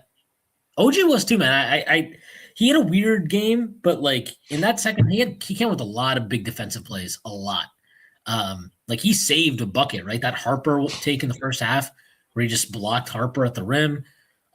He got in the passing lane a couple times. He had one where he got in the passing lane at the end of the towards the end of the fourth quarter, where then he advanced the ball to Brunson. Brunson got a layup in transition. So like he had a big time game. He didn't just get fouled on the three. He then hits all 3 free throws. Obviously in a 1-point game that ends up being huge. So yeah, man, OG had a big time game. He had the dunk on Wemby. I mean, we're forgetting that because of like what happened immediately after that dunk towards the end of the game. But that dunk was crazy. That was when he like, I was like, is he like, I could feel that he was going to do it. And I was like, there's no way. Is he really going to do this? Is he really going to do this? And he did it. Someone please read the most recent super chat, please. Is this like something I can read? Yes. So much good. $5. He missed to have a we Charlie Kirk Force on 47 in game 3. Yeah. Listen. We carry the flame. I want Donald Trump, Ted Cruz, and Greg Abbott there in the suite. I want Mitchell Robinson to lock eyes with Greg Abbott, and I want Mitchell Robinson to go off for 20 and 20. Like I this is the shit I need. I don't care how we get there, we'll get there. We need Hexet there. He can do like a bar crawl before the Pete Hexet bar crawl. Fucking raging alcoholic. him and my cousin Cash. We need Clay Travis on the sidelines. We need Jason Whitlock there. We need Ben Shapiro there. Yo, him and Stephen A. at the same building. No, the problem is like they hate each other, but even though they're the same dude, which is really funny. The same guy. They're like Stephen A. is morphing into like he's like evolutionary Jason Whitlock. Once the hairline goes, starts It's eating a couple over. more calories. No, but it's never gonna go. He's just gonna keep like shaving it deeper and deeper and deeper. Yeah. I don't care if Zoran and Hassan Piker are there. I need as much conservative energy in the air as possible. Brunson Better says, too reluctant to shoot threes hurts our offense. I think this is Heart, too reluctant. Oh, Hart, to yeah. shoot threes. He's 100% in his own head right now. He just needs to see it go through the hoop. Mitch wearing a shirt saying Valhalla in game 3. Yes. Gotta love Colin Gillespie tweeting out, "Yeah, Kale, fuck those picks." Good for him. He's about to get a bag too this summer. Oh yeah, he's getting paid this summer. He needs to come home. Fuck all that. Yeah, you want to go to the Nets? You want to be with the winning He team. would legitimately be the perfect backup point guard for this we team. need to figure out our Aspire scheme to get Colin Gillespie on the roster next year. The Aspire Open up a team Knicks Villanova fund. We'll just tell him to apply to Colin be. Gillespie has a dad who's a basketball coach. So No, we can have him. We can have him apply to be reimbursed from the 1776 fund. Oh wow, they got Mitch at the podium today. I'm sure he's going to give a lot of insightful answers. Well, he said it means a lot when I ruin that strategy. They just want me off the court, so in my eyes, I feel like I'm a threat. Sure, Mitch. Yeah, you ruined the strategy. Whatever you tell yourself, man. Nemo Petit says, go to hell, Tony Brothers. Correct. Tony Santos 44. The 5 years I've lost off the end of my life is worth it. Yeah. Oh, you got some Victor quotes too. Oh wow. Tony Santos says, Yo, Schwinn about to drop the word. Whoa. That was probably what I was talking about, Tony Brothers. Sorry, he makes me feel a certain type of way. Okay, cool, the killer. All right. Have you ever seen Crimson Tide? No. There's like this entire conversation between Gene Hackman and Denzel Washington at the end, where he's just like literally saying everything but the word. He's just saying everything but the word right to Denzel's face. That's how I was feeling about Tony Brothers tonight. David Smith, Knicks are clearly the best team in the NBA this year. Hashtag Knicks. I mean, they're playing. Yeah, like, they clearly are. Times they were a clan that scared Tony Brothers out the country. Dog, that's welcoming Tony Brothers. That's welcoming to him. No, I need to wear a pride pin, and I don't get to. You need to wear a Black Power pin. Exactly. I mean, like a good old Black Panther Party pin, like just spook him. No. Jordan, but the Knicks have almost 13 straight playoff games, the second longest streak in NBA history. Yeah, we even talked about this. If they win out games 3 and 4, they will match the 2017 Warriors. Yeah, 2017 Warriors, which is we're 15 straight. Crazy. It's insane that that's on the table now. So I guess Tony Brothers Clayton Bigsby. Is that what you're saying, Tyrese? Pretty much. Basically. Dog. NBA has less integrity than the NFL right now. That says a fuck ton from High SEL. It's for me to talk about NFL officiating. Still a little raw for me. Sorry. Yeah, it's June. Let's get to like late August. I'm still recovering. Ace Bouchard says, "Didn't lose. Let's fucking go." Yes, correct. Wow. David Smith says, "Why did Brunson take 25 shots tonight? Where he was shooting horribly, poor leadership, decision making by Captain Brunson. Luckily, Knicks won because they're a far superior team to the Spurs." He hit shots on the fourth, though. Okay. I think his decision making was definitely bad tonight. It was weird. Like, I actually thought in game 1, there were times where I thought he should have shot that he didn't shoot. He had a bad shooting game, but I actually liked the shots he took for the most part. This one, I did not like a lot of those shots he took, and he definitely was forcing shots when he had options to kick out to shooters. So hopefully he looks at that, because I think he left some real opportunities on the board late in the game for guys in the corners and kickouts to the perimeter. So I trust him. I'm not worried about him. He figures it out, and this is just another thing that another series where he has to figure out the defenders. And the main thing to me is, like, I'm not worried about him, because I don't think he actually gives a shit about anything other than winning 2 more games. So, yeah, like I agree. He did not have a good game tonight. Nobody can deny that. But, again, the thing I will continue to harp on is, like, the offense was not good tonight. His defense continues to be fine, completely fine. Like, there's some instances where he gets fried and whatever, sure, but their defense has been strong with Jalen Brunson playing a lot of minutes. So, kudos to him for not letting, the offense dictate kind of his defensive energy and effort and all those things. I see. Eel says refs literally tried to foul out Cat when it was clear he owned Slenderman. Trying to save the golden boy. Yeah. Can't let the Dominicans win. Washington Heights is up. It's lit up there. Sorry, trying to get some more here.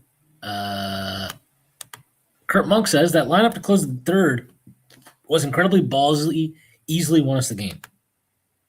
Thoughts? Hell yeah. Shout outs to fucking Mikal Bridges not being a bitch with the ball in his hand. Shout out to Landry Shamet not being a bitch with the ball in his hands. Shout out to Jose Alvarado. Every good team needs a Boricua in spirit. We have a Boricua in actuality. Yeah, man. Just ballsy ass lineup. They made it work. They won the minutes when Wemby was on the court to end that third.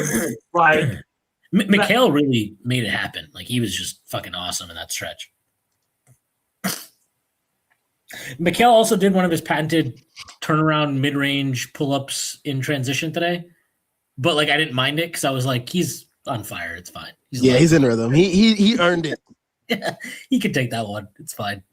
I did have like slight flashbacks to that one he took against Indiana, where I was like, bro, that can't be an actual shot you're taking right now. John Leary 8115 says, is Shamet pricing himself away from us? No, No, he's not. No, they are going to pay everybody. Like, they're not in the first apron. They haven't touched the first apron at all since the apron Second were instituted. apron, you mean. Sorry, they haven't touched the second apron since the aprons were instituted. When you win a championship, you pay everybody. They can figure that shit out in 2 years. Yeah, you pay everyone, and worst case scenario, you can dump guys next summer. Like, I guarantee you can pay Shamit the mid-level for like 3 years. You'll find a way to move that if you need to move it next I don't summer. even think he needs the mid-level. You could probably give him like 320. Yeah, I'm just throwing out a number. I'm just throwing out the number there, right? Because it's easy. But like, you pay these guys and you deal with it later. Like you do what Boston did, right? Where it was like, okay, we can repeat as champions. Let's pay everyone, and if we don't repeat and we need to blow it up or whatever, we can deal with that at that time. We don't need to worry about it. Yeah, that's how the second apron works. It's a 2-year like go for it, accelerate your timeline, and then figure it out after. And honestly, like if you win a championship, I think you owe it to your team and that group of players to let them have a chance to repeat. Yeah, you got to give them the opportunity to defend their crown. Like you have to give them that opportunity. I think that's just a real thing. Yeah, except for Jordan Clarkson, we don't need that, bro. We're good. Yeah, for sure. And honestly, at the end of the day, I think Dolan will just listen to whatever the hell Leon Rose tells him to do. Yeah, like at that point, like James Dolan is going to be too drunk and happy from hanging out with Trump and golfing and carrying Larry and O'Brien to the White House that like nothing else is going to matter. Yeah. David Smith says Spurs are nothing. Not even the referees could save them. Correct. Yeah, that's legitimately embarrassing. The refs handed you a game, handed you the opportunity to come back to MSG tied 1-1. This is crazy because I'm remembering this. The goalie says Tony sprinted diagonally across the floor to call a foul on Cat. Bro, he was on so much crack tonight. It was I can't believe that refereeing performance. It was unbelievable. It's unlike anything I think I've ever seen. I hate that man has in his heart, man. Special stuff. Nemo Petiter says, Mikal making his threes tonight was huge. Yeah, man. Mikal, I did not like his first in this game. I thought he was like kind of just hovering out there. I don't know what the hell. Somebody must have said something to him on the bench because when he came back in, man, this guy was fucking ready to go. He was playing absolute bonkers basketball in the second quarter, hit every three that he had. They had that one possession where they had like 3 different driving kicks, and they got it to Mikal in the corner with like a second left. He drained that shot. That possession was beautiful. And he had that possession right at the end, right before halftime, where like Fox tries to take him off the bounce, and he just fucking stonewalled him. And he was hyped. But yeah, Mikal was awesome. Like we spent a lot of time talking about Cat, but man, Mikal, this was like 100%. This is one of those like fuck them picks performances. That's all. Like that performance tonight. That's where you're like, yep, trade 5 picks for him again. Who cares? Yeah, give them add another swap. Here's another swap. Dog, I went back and actually like rewatched some of the emergency live stream when Mikal got traded because me and Tyrese were talking on the timeline. You were on that one. You were the Mikal one. Yeah, it's a weird stream. It starts off with like Tyrese and Prez. And then it goes to like Khan and Stacy join, and then you join, and then I join because I woke up late. Oh, yeah. But yeah, we all like fluctuated throughout the whole stream. Like it's because I know because I literally was like I finished I had a soccer game and I finished the soccer game and I checked my phone and I was like oh that's a trade that's something. Yeah. But yeah, so we were all on it, and I went back and revisited today because me and Tyrese were talking on the timeline about like most of the Knicks roster moves and like how we were talking about how we tried to rationalize a couple of them, especially the Mikal one. I think the only one I was like definitely against in real time was OG, but like by the Bridges trade, I was kind of like, I think this is an overpay, but I kind of understand why they did it, so I'll just let it play out. And then the Cat trade, I was like, I get why they did it. I'm not sure I would have done it, but I'll let it play out. Like I didn't have strong takes on either of those really. And then the Hart trade, I was like, at first I thought it was maybe a slight overpay, but I never disliked that trade. And then the Brunson signing, once I once they actually reported the proper details of that trade, I stopped yelling at Tyrese, and I was fine. Yeah. But my issue was never the Brunson signing. I was just like, did we just trade a first to like? Yeah, no. The process of it was like bizarre, and like being in a room full of Knicks fans during that draft night, and like just watching all those trades happen and not knowing what the fuck was going on. We were just like, okay. And also, like, but like that's also the importance of like actually waiting sometimes to judge something because because not only do they obviously sign Brunson, Brunson's been amazing for us. The pick they traded was that was the 11th pick in that draft, right? They traded that for 3 protected firsts, which have become the 17th pick from Detroit. Was that last year? The 19th pick, or sorry, it's the 19th pick from Detroit last year, the 17th pick from the Bucks last year, and then or whatever they got 17 and 19 last year. That trade, and then the other one is the Washington pick, which is going to convey now as the top pick in the second round of this year's draft, and wherever their second round pick ends up next year. Like they clearly got value for the 11th pick. Like that's 100% completely good value. Probably more value than the 11th pick in isolation, if you just go by like average draft quality or whatever. But so yeah, like I didn't have a problem with the Brunson thing once it was reported they were, because the first way it was reported, it seemed like they were trading 11 for 3 protected first, and they were going to send one of the protected first out to like dump Kemba or whatever it was. And I was like, this is annoying. I don't like that, but that's not what happened. So. Shout out to Leon Rose. And at this point, that man can do anything. And I'm going to be like, cool. Sounds good. Exactly. Like he could shoot somebody in the middle of Fifth Ave, and I would not care. Just his ratings would not go down. Ace Bouchard says that outlet pass by Wemby with a crazy Dog, that's gonna be something. His reaction after was maybe even better because he was like, I think he was trying to get mad at Castle, and then he like realized like it was his fault. Yeah, he was like trying to get mad at him, and then he was like, "Fuck, it was actually me, wasn't it?" Oh man, that's one of those ones where like if Hart did that, he probably would have ended up just like finding a ref to like yell at for no reason. Yes, for sure. Over this Knicks win streak, Landry Shamet, 79.3% true shooting. OG Anunoby, 71.3% true shooting. Mikal Bridges, 70.1% true shooting. Karl Anthony Towns, 69.8% true shooting. Nice, Carl. Nice. But like these shooting numbers are insane. Like. But but the funniest thing is like, and every time it's like every opponent's like, oh, they're gonna the regression to the mean is gonna hit them so hard. There's that, but I'm also like, okay, like you're right. Like those guys at some point, hopefully it doesn't happen for another 2 games and we just get out of here with the sweep. But like they will come back down to earth a little bit. But like in the same vein, I would be like, yeah, I would expect Brunson to shoot better. I would expect Deuce to shoot better. I would expect Mitch to like maybe dunk the ball a few more times every game. Like I think there's the way that works is always so funny to me. Like maybe we get to the line more because we haven't been getting the line at all these first 2 games either. But yeah, I who cares about that, man? Mitch also nice dunk today on the lob.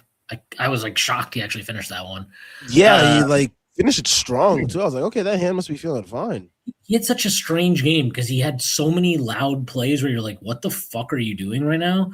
And then there were other plays where you like looked like Mitch, and I'm like, what's happening here? Like, can we dial it in? Can we get it to go in here consistently, Mitch? Can we do that?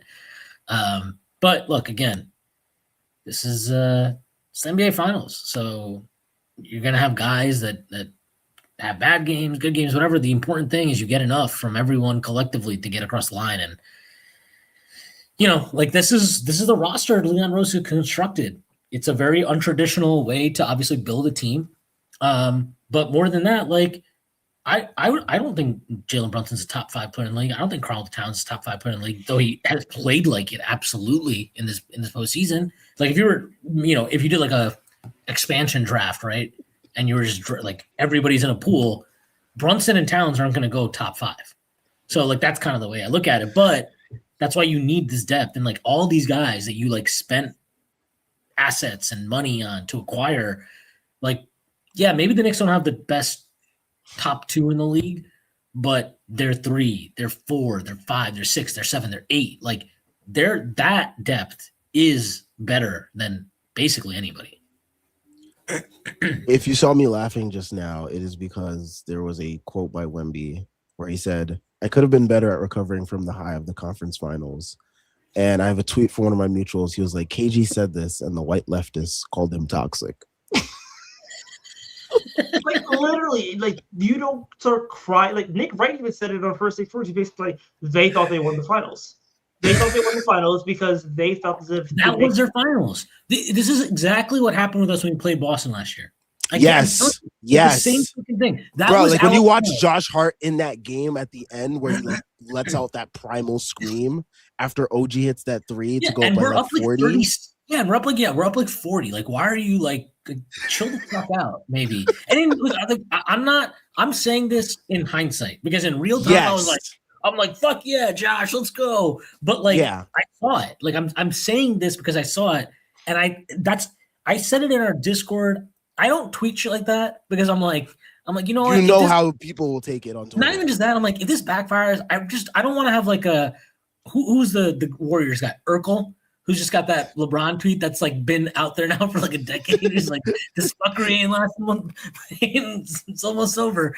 Like I don't want one of those. So like I but I said that in our Discord. I was just like, look, like these guys are like, I mean, I get it. Like they're super young.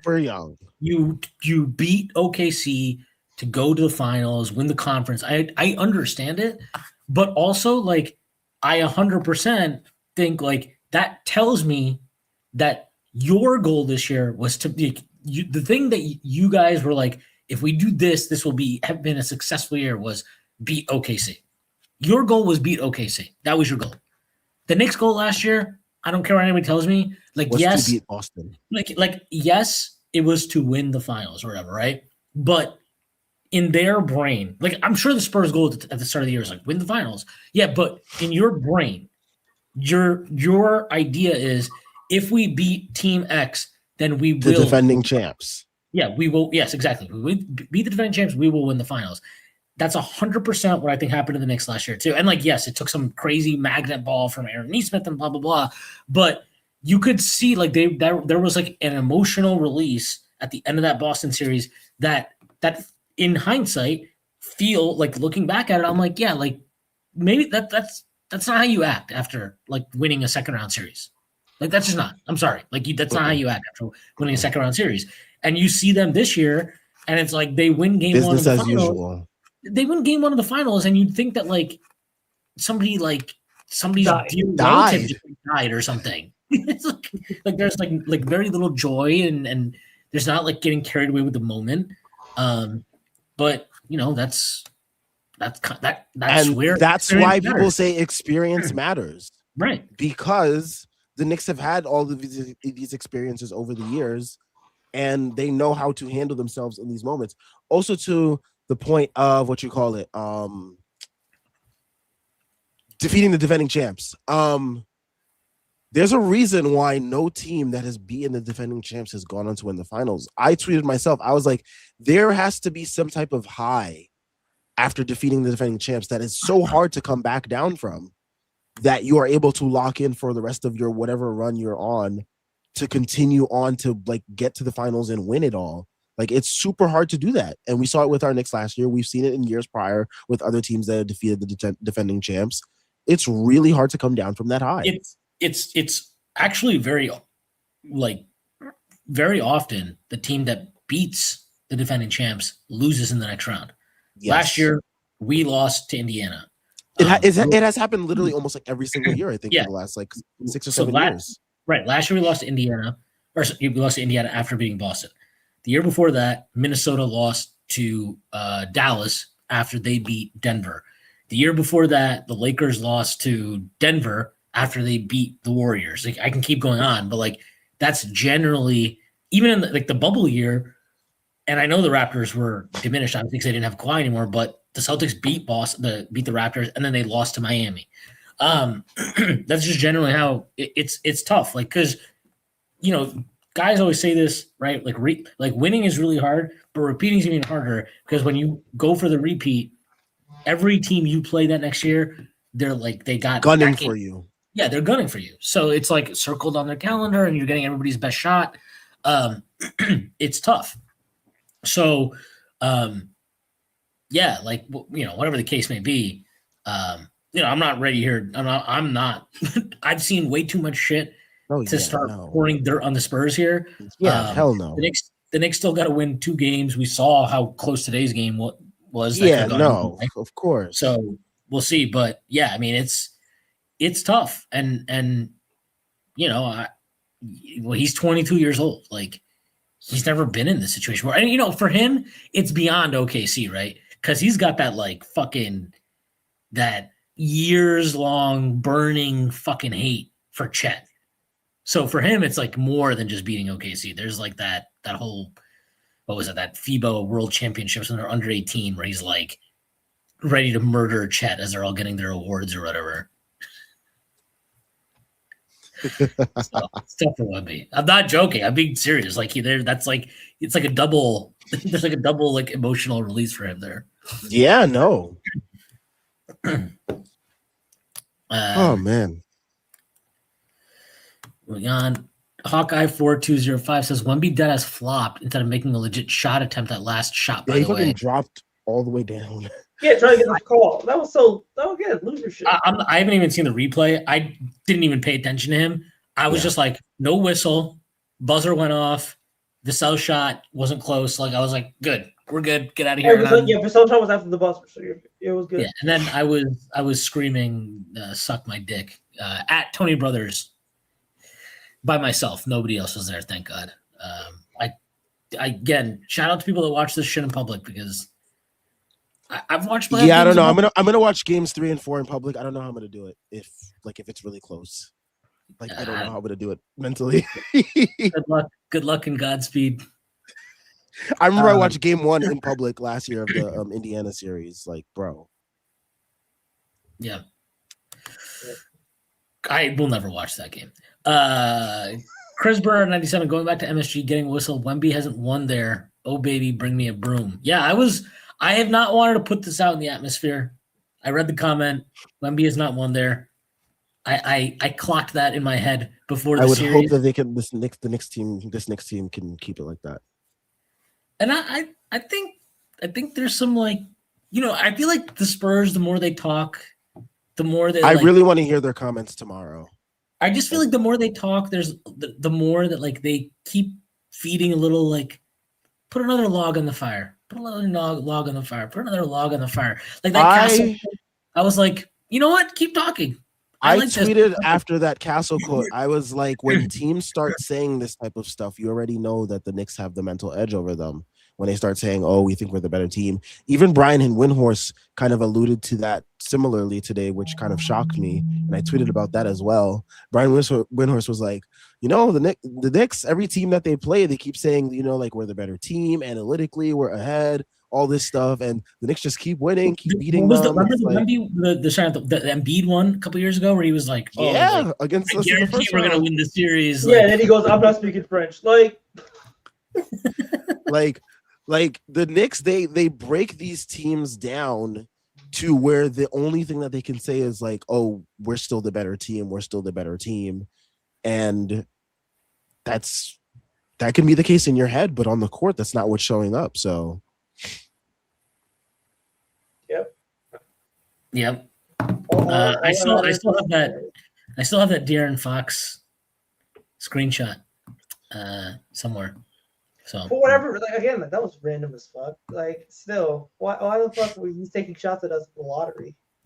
Yeah, what was that about? Loser ass, bean-headed ass nigga, man. Shit. Okay. Oh, you know what the other call that pissed me off was the backcourt they called on Deuce. I was like, How are you calling that? Like, he wasn't even a backcourt. It was crazy. Like, the ref didn't have an angle. If you don't have an angle, Don't call it. and there's like 4 seconds left on the shot clock. Give me a break. And you know what else we won? They got their get back on that banked in 3 that Deuce made in the last game. They got a banked in 3 in the first quarter from Champagny in the same exact spot. Same exact spot on a possession that was going nowhere. So we survived that too. Dog, if you guys haven't seen the Mikal interview after the game, I think we should all watch that. But yeah. Fuck it, it's 0-0. Is that what he kept saying, basically? He was like so like serious and like locked in. And did you see his interview after game 1? He was in the locker room. He was just like so like to the point. It was like, because like the NBA New York account, they just like have all the interviews lined up so you can just kind of scroll it. And I was like scrolling at the Mikal Bridges ones. The cat is up there. He's like giving you like a fucking sermon on life or whatever. And Bridges videos, I was like, I'd click on it. And it's like 4 seconds, 10 seconds. I'm like, what? Did you just immediately, that's all you said? Yeah. I really like this redemption arc for Mikal because he was part of that Suns team that blew that 2-0 lead to the what you call Worth it. mentioning, they won those at home. They won those at home. Yes. Yeah, That but is it's also the key like difference Mikal's probably there. like paranoid because he's like, oh shit, I've seen a 2-0 lead in the finals before. Yes. Like, and I That's lost. good. That's good for us. Yes. No. I'm saying like this is a good redemption arc for him because like he knows what it takes. He's seen what happens when you can let your foot off the gas. Yeah. So he's like the perfect person for this Knicks team to have in this type of situation because he's been there. Clarkson's been there. Clarkson was in the finals. Yeah, he didn't play though. He saw the J.R. Smith play. He saw the J.R. Smith game in real time. Jesus. Right there. You almost saw a repeat of that similarly tonight with the Knicks almost choking away this game. Well, he did see it. He just saw Wemby choke it away. Yes. Kofi Amonkwah Jr. says, let's not kid ourselves. Cat should be the finals MVP. Brunson great, but Cat has been the best player in the series. They made me didn't vote for him, and any All-NBA vote should be a shame. Yeah, man, look, I said it through the year. I thought Cat was our best player in the regular season. I think overall he's been our best player in the playoffs. And through 2 games in the finals, he's definitely been the Knicks' best player. Like, he's been awesome, man. Karl-Anthony Towns has been awesome. And I don't know why people – I have thoughts on why people, but I don't want to speculate. But I thought he caught a lot of shit from fans. Forget fucking NBA media, because NBA media, I don't expect shit from them. But the amount of fans that were piling on him throughout this year, I thought was crazy. The amount of fans that were piling on him after last year's postseason run was wild to me. I'm like, bro, we won. The Key single-handedly won us one of the Indiana games. We won 4-2 in that series. We probably get swept if he doesn't go crazy in game 3. Oh yeah, no, for sure. So that's one. He hit those 2 shots in Detroit. The fucking 3 he hit, which is like a hilarious play to go watch back, where there's no concept of spacing at all, and he just makes it happen.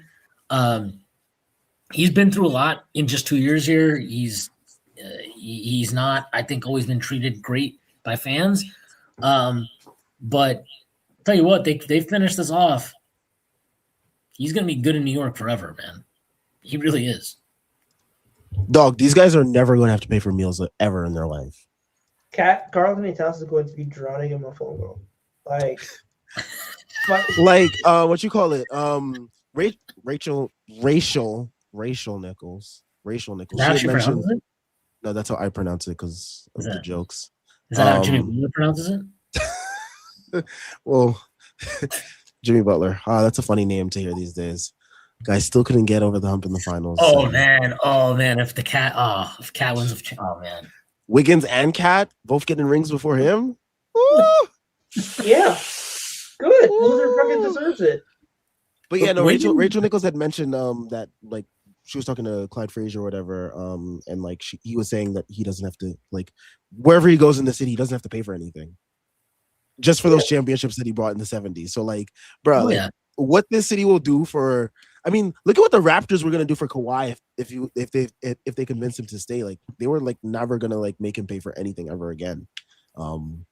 But yeah, no, these Knicks players, they are going to be immortalized if they can pull this off, and they will never have to pay for anything in their lives again in the city. Mitchell Robinson might be Anything? Staten Island Where are you going with this? because all the racist Italians who voted for Trump live there. It's easy to run people. My man's be eating nothing but pasta and lobster. Gonna come back to fucking trading cat 300 pounds looking like Yabu Silly. Like it won't matter. It won't matter. yeah, and it won't matter. It won't matter. I won't care. Yeah, no, I'll be like, oh, I'm happy you enjoyed your offseason. That's good. Yeah, I'm glad. Oh, I'm gonna be looking like that too. Like Show- Mr. Robinson is show- gonna be showing like up to- fucking Tony Soprano. It's gonna be great. I'll be showing up to Nick's Twitter day, fucking 25 pounds heavier. I'm gonna like breathing like Tony Soprano. Ezekiel says, gonna be an epic game 3 environment. Just wish it was full of real fans and not the elite. One thing I will say is that like, because Even these playoff games, all of them have been like way overpriced. the crowds have The been crowd has crazy. been awesome. The crowd in game 1 against the Cavs was fucking awesome. So I'll look, tell you I agree. something. A lot of New Yorkers, they have really nice credit lines. Okay, no one's paying cash for these games. Yeah, there's a lot of daddy's money and a lot of A lot of Klarna. A lot of Klarna, a lot of Affirm, a lot of Afterpay. Yeah. There's Oh, like, 24 months interest free. Let's do this. Bruh, I'm telling you, if the prices were at like a semi-reasonable rate, Klarna and Affirm were gonna see me, bro. Like I was gonna Yeah, be in there no, for game yeah, 3 or 4. I looked into it, but I was just like, you know what? Like at the end of the day, I am still paying like $9,000 for this ticket. Like this doesn't. Yeah. 11,000 now. Yeah. I'll you know what? I'll do the post game show. I'll do Yeah. that. I'll enjoy watching it outside. Yeah, and like meanwhile, the tickets out here for like $700, and I was like, yeah, I can. Yeah, but we look. Everybody needs to know that Tyrese made a great sacrifice for us tonight. Yes, he did not attend the game because he I was knows mad as that hell. Dylan, I was not even mad as Dylan Harper, who would have had the game of their life, fucking Carter Bryant, probably. No, it would have been the same game except Wemby would have made the shot. Yes, literally. That's what happened. That's what happened on New Year's Eve. That's what happened on New Year's fucking Eve. Yo. So I said, I'm gonna sacrifice. The ticket got sold, I think as low as $500, and I was like, I can buy this. Like this is life for me. And I said, no, I'm going to make sure that we win the finals. I put my self-interest behind me, and I made sure the Knicks won. You guys are welcome. You can always come to the parade, Tyrese. Always come to the parade. There's no Well, game at the parade. This Have is- you seen how high those tickets are for the flights? This I'll is try. This is pretty funny. Jalen Brunson talked about Mike Brown's coaching approach this season. His approach has been great when he's not barking like he did the other day. And then Towns was like, I don't know what that was.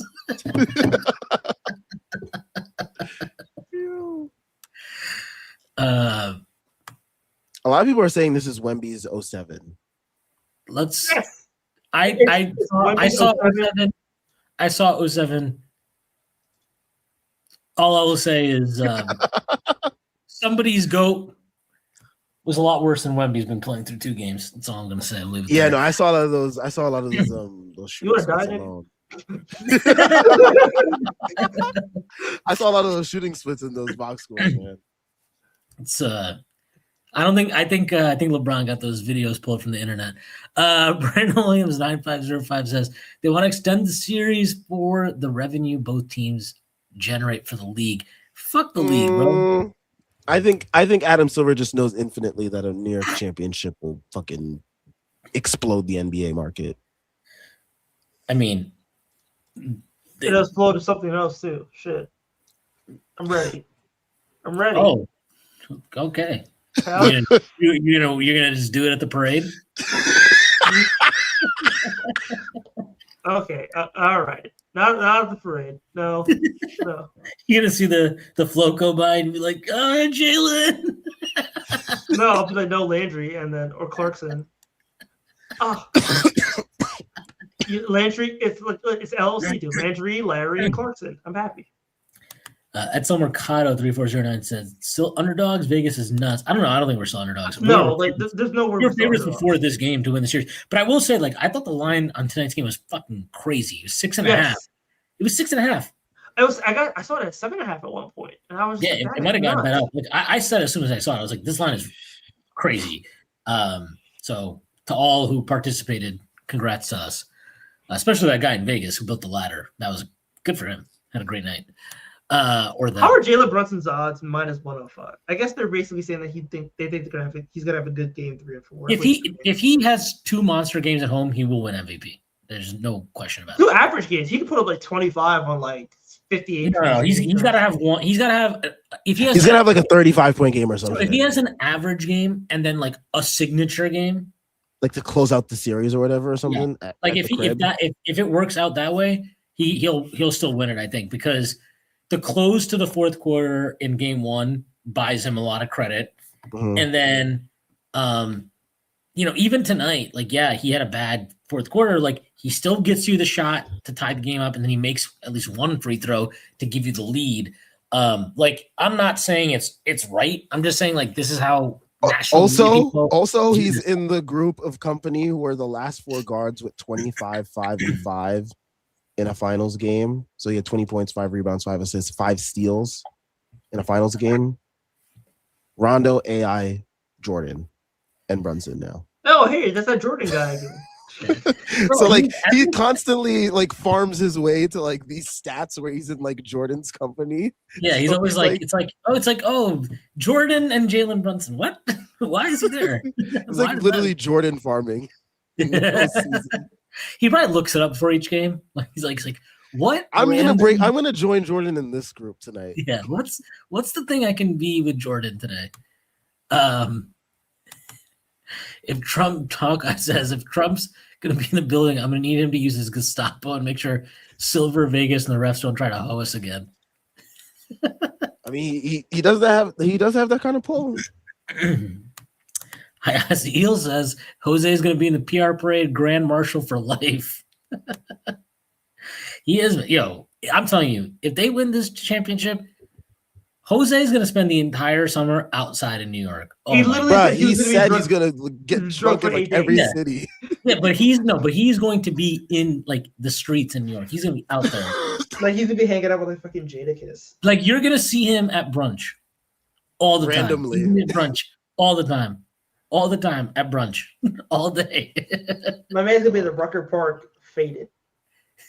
He's gonna straight up light up, he's just light up fucking spliff, just killing. my man is legitimately going to be zooted on the float. He's gonna be shirtless and zooted on the float. Bro, looking at that Brunson shot again, bro. That shot to tie up the game at 104, insane. Jose Alvarado's gonna forget the filter. Holy shit! Can I read this? Yeah, it's fine. Go for it. Anache says, "Greatest sniper in Utah is needed for Tony Brothers." They're homies. Cause come on, bro. That shit was bullshit, dude. But back to Jose. Jose legitimately is going to be Towns is so cute, bro. He's so cute. Karl Towns says he felt his mother's presence in the Knicks' last possession. I prayed her strong for that possession. I actually heard that interview. It was really good. It was. Yeah. You can tell, bro. It's hard to not like Karl Anthony Towns, man. From afar, I can understand it because I didn't like him. But when you have this guy on your team and he's there every day, it's really hard not to like him. For me, at least to me, I just I totally feel the same way. I was not fond of him joining this Knicks team, but since he's got here, I've had no issues with him really. Also, if you don't like Karl Anthony Towns, you're homophobic. I think it's even beyond that at this point. I don't even. It's one of those. It's like the Brunson thing where it's because you had an opinion and you're wrong, you're just trying to you can't accept it wrong, so you just kind of move the goalpost and try and justify your it's dude, it's fine. It's fine. You know what? Karl Anthony Towns. Oh, you mean from the school of Becky Hammon? Yeah, that's exactly what I'm saying. Guess what? You know what? Karl-Anthony Towns wasn't a good defender at various points in his career. He is literally a good defender now. I don't know what else to say. Like, I watched it the whole year. He's a good it didn't just start in the playoffs. It didn't just start in this series. It didn't just start in the conference finals. It has been, to me, most of the season. The vast majority of the season, and I've been consistent on this, I've been completely fine with Karl-Anthony Towns. More than fine. I think he's played really well. I think he's not gotten credit he deserves because his transition into what Mike Brown wanted from him took a lot longer than it took anybody else because he had to make the most extreme transition in his game on both ends of the floor. And Mike Brown, credit to him, me and Press talked about on the pod yesterday. Tune in. That was episode 600 of Pod Strickland. Tune in. Yes, check it out. But like, he didn't like he hasn't tried to like hide Karl-Anthony Towns or hide Jalen Brunson. He's like, no, like you guys are out there. You need to do these things. You need to execute these things defensively. And he's put that onus on them. He's given them that responsibility. And both of those guys have responded. They've done it.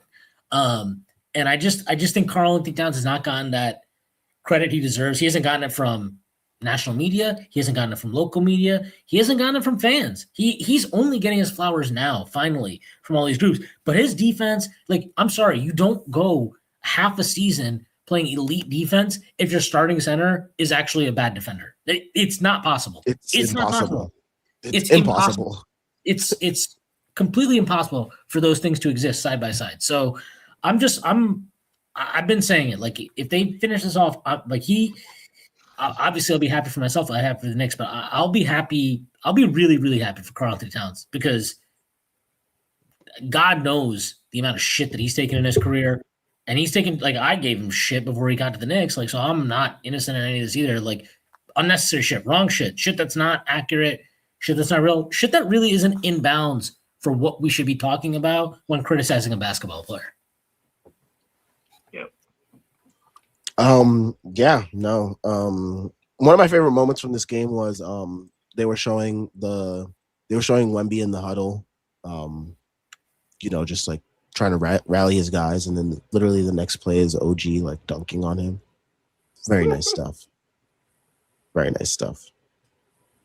Yeah. Nate Duncan. I like the way that Jordan posted this. Nate Duncan. Shit. Foul to give killed the Spurs, and the Brunson flopped down after the steal. I've been saying this for years. The foul to give is so dumb unless you're clearly beaten on the play. So many things can go wrong as a result, and very little right. Thank you, Jordan. We figured that out. Brunson didn't flop on that. I don't. That's not a flop. Like, Wemby lunged at him, and actually, like, it was stupid for Wemby to do that because Brunson would have at least probably had to call a timeout there. They could have trapped him. He would have had to call a timeout. They'd nothing. Like, he wasn't in a good position. It's not like he was going to be able to burn Wemby on the fence there. So. Yeah, Wemby fucked that up. I mean, it is what it is. I agree with this point, though. I do think the foul to give, especially they gave the foul to give, it was like 24.3 seconds left. Yeah, and there was still like 17 seconds on the shot clock. Yeah, like, so you didn't even like use this well. I don't know. I agree. Though. Again, the signs of a young team. Yeah, it was weird. It was a weird one. Like, People say that experience shit doesn't matter, but like, bro, you see it in these moments. He's right there. You should save it for if you're clearly beaten on the play, like, because you don't want to give it away once it gets under 14 just for the seconds. purpose of doing it. Well, and you especially don't want to give it away when it's under 14 seconds left on the shot clock because then it resets to 14 seconds. Yeah. So I get that point, but yeah, like it did fuck them. He's not wrong. Yeah. Again, signs of youth that people just ignored because they love the tall French guy. And want to French kiss him. Yeah. From Shaq's, Jalen Brunson shot 3 free throws to begin the game and 2 at the end. That is absurd, given how he's defended in that time frame. I mean, that's the other piece of why I'm like kind of giving Brunson some grace here on his performance because, bro, they were mugging him for the entirety of the game. I don't what are you supposed to do? At a certain point, like if they're not going to call it, you just have to. It's gonna, and I get it. Like it's easy to be like, well, play through towns. Maybe that's true. Like maybe that's the ultimate pivot. And what's up? I said he was getting mugged too. Yeah. Like, but he's able to handle it a little bit better because the Spurs just like literally do not have the bodies to contain that cat. I mean, and it's also like it's not like when he gets off the ball, they're not fouling him. Yeah, like, you know what I mean. Like gets off the ball, they're still like holding him. Dog, right. Carter Bryant and them were just like literally just like fucking harassing him. I can't believe the reason the Mitch tech really pissed me off is I'm like, there's quite literally no difference between that and what Carter Bryant was doing to Jalen Brunson. And when he was doing it to Jalen Brunson, what did they do? They before the ball got inbounded, Brothers or whoever one of the other refs would go there, break it up, talk to them, and get it separated, and then they would run the inbounds play. Why was Mitch not given that grace? Oh, I know. Like it was ridiculous. I can't get over the officiating in this game. Even though the Knicks won, that's how I know the officiating was terrible. Because the Knicks won this fucking game, and the thing I'll remember most from this game is how dog shit the officiating was. Such a fucking travesty. This is Adolph Silver's league. Chris Bernard says, we were told that the Magic were better than us at the start of the season. The Orlando Magic. That was very funny. Yeah. Paolo Banchero will be funny for all NBA first team the rest of his career, by the way. Why does the league not want to show off its Paolo Banchero wristwatch? They have no problem showing off the Wemby wristwatch. Yeah, I wonder why. It's almost like one guy's actually good.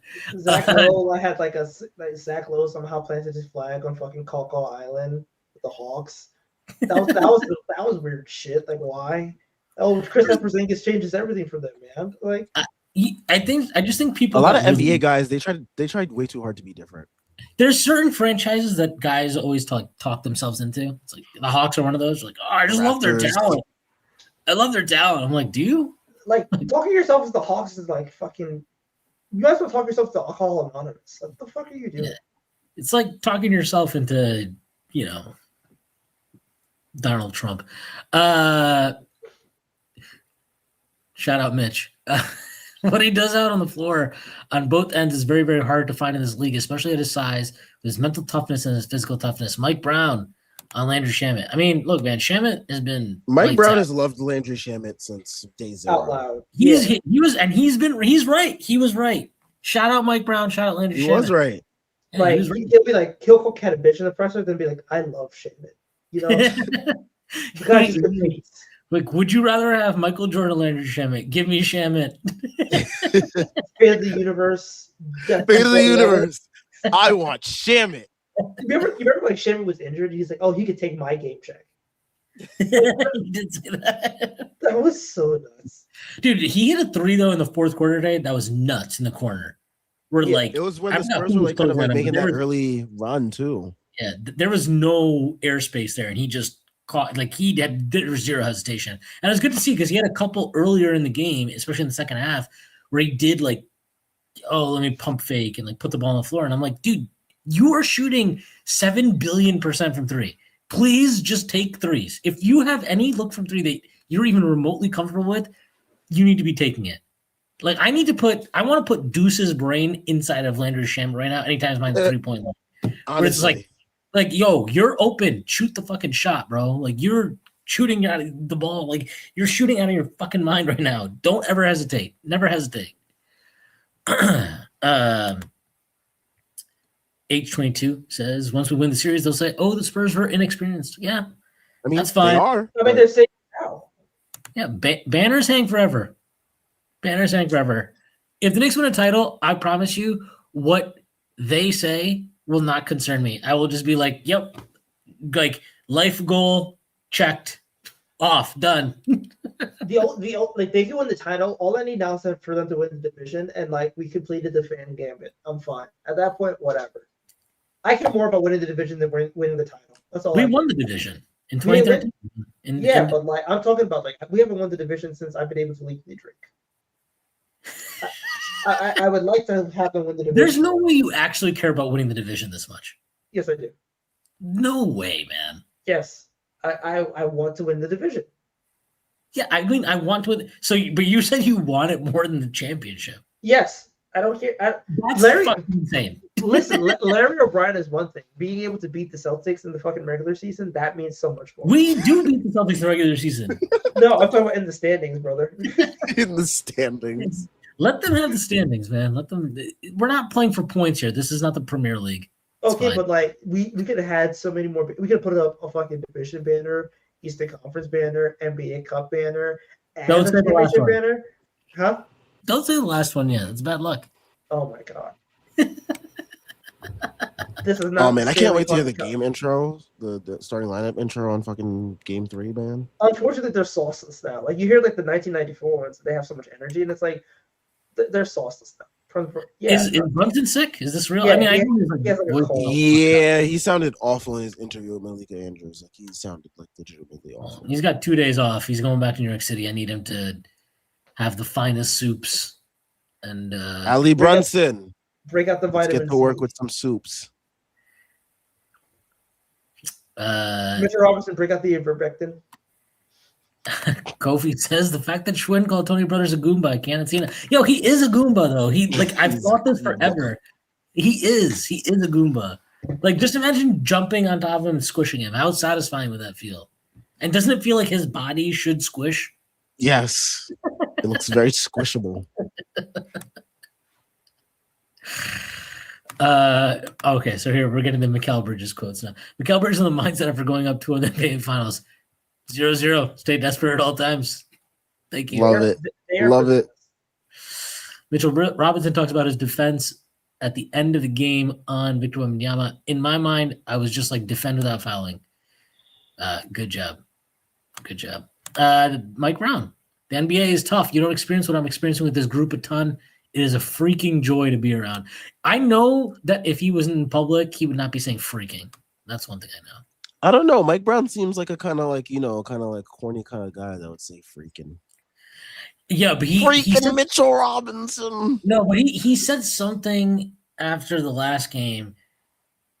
He said, I Yeah, think because he was he said ass, and then his mom told him like you can't be saying that because like no, but your after people are last watching game, you. he was talking about like Rick Brunson told us to shut up and stop complaining, and then he's like, be quiet, shout out my mom, and I was like, yo, you don't talk like this, man. Like I know Because he had that- mentioned something earlier about like he had said like ass or something, and like his mom was like, you can't be saying that. Like there are children that are watching you and stuff. the concept of his mom watching every single one of his post-game press conferences. To make sure he's not cussing. Yeah, like not for anything else. Just like, hey, Watch your make sure mouth, you're young not- man. It's like, I'm actually like 58. Poxter says the Brunson shooting splits have been horrendous, but He's like dragged us 19 for above- 56 in the series. Yeah. but Two dragged us winners. above the demand. Unload the clip, baby. Shoot or shoot. Bill Walton used to say this when I was a kid. And when I was a kid, I used to get so pissed about this on these broadcasts. He'd always be like, this was like, it's actually very counterintuitive. And I don't think he's being serious, but he would be like, it's not about how many you make, it's about how many you take.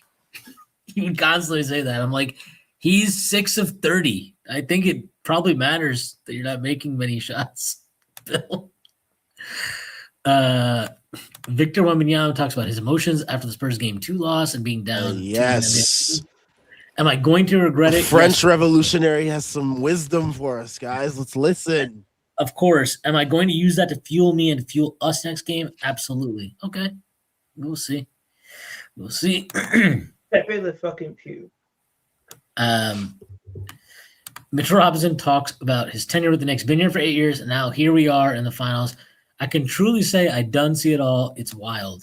Yo, we Mitch, used to like dream about this. We used to like talk about this like it was like fan fiction. Like imagine in a couple years we have Mitch Robinson and we could be like, look at all the times that we've had with him and shit like that. And like here it is. I mean, he's actually been through everything. Like, because Brunson came in, and I'm not like the Knicks weren't like a great team or anything, but like they had kind of like stabilized thing. They were functional.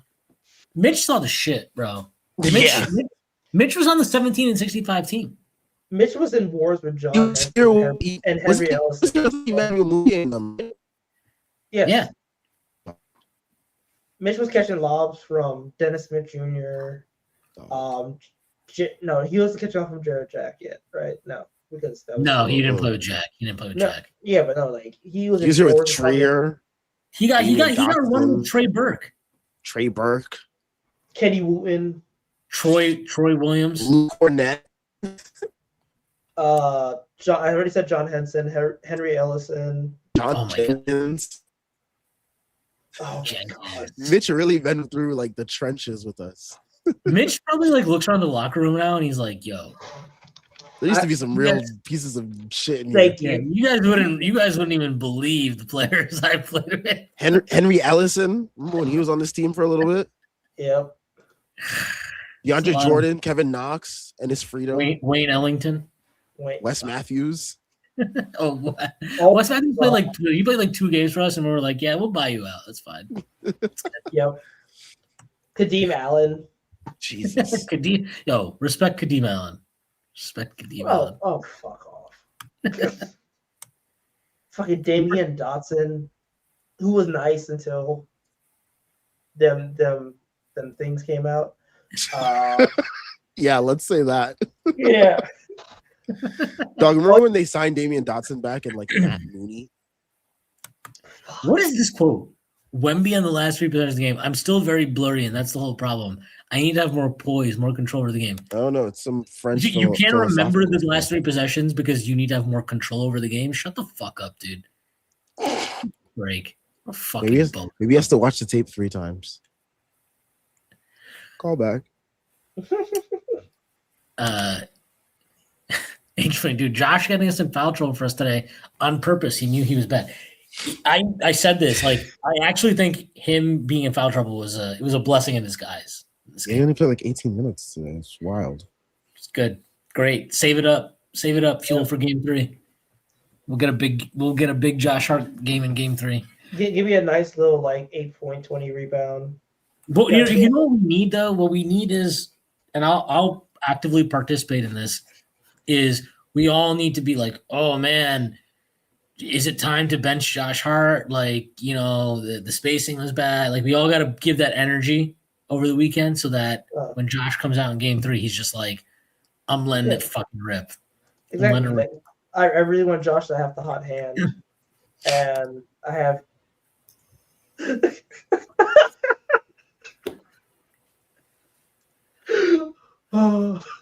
What happened? No, your camera's off. I just said I want Josh to have the hot hand. That's it. Oh.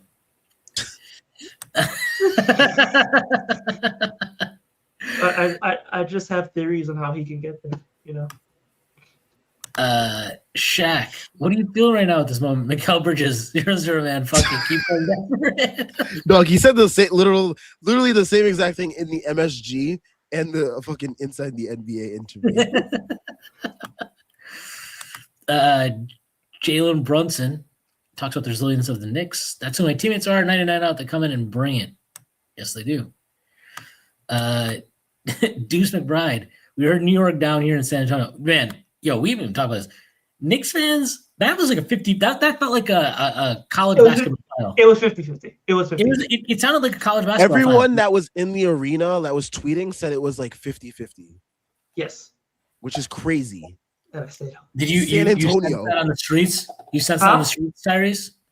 I drive near Frostbank for work. And you So, saw yeah, you saw all the fans like lining up and Yes, shit? it looked 50-50 when I was like That's driving crazy. by and everything. It's And nuts. you could hear it on the broadcast, even though they like mute the hell out of these like crowds, which can for the NBA finals. Adam Silver, I know you're on Twitter. You are chronically online. Please unmute the broadcast in MSG for game 3 and 4. Please, for the love of God. This is the first NBA finals in 27 years in that building. Unmute the crowds. I don't need to hear Richard Jefferson cry about physicality. Okay? I really don't.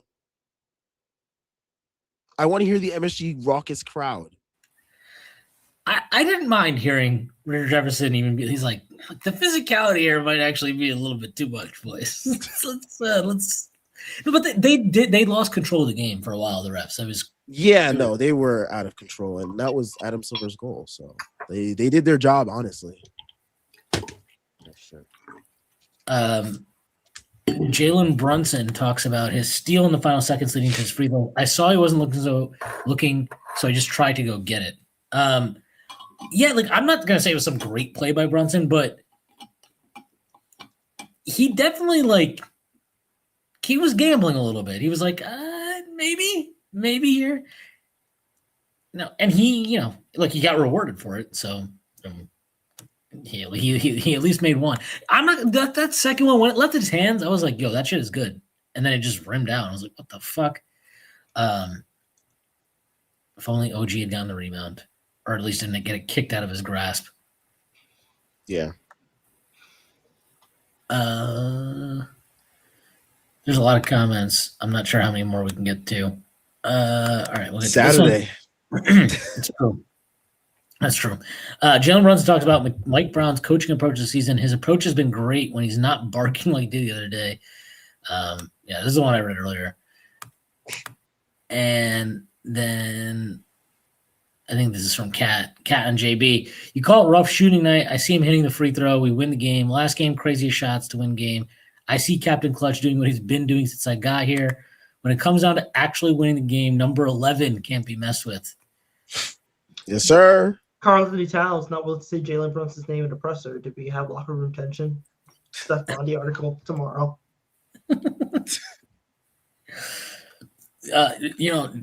Tomorrow he might be like, well, could the Knicks trade Cat for Giannis and get picks? Find out behind my New York Post paywall. Like, no, not going to do that. Not going to be subscribed to that one. Dog. Zan Rosen says, I want to cut out a Landry in every bodega in the 5 boroughs. It will happen. They have everybody who works at a bodega looks like Landry Shamet. It's in one way. Like there's Landry Shamet on every bodega. It's Landry Shamet and a fucking bodega cap. Like it's right there.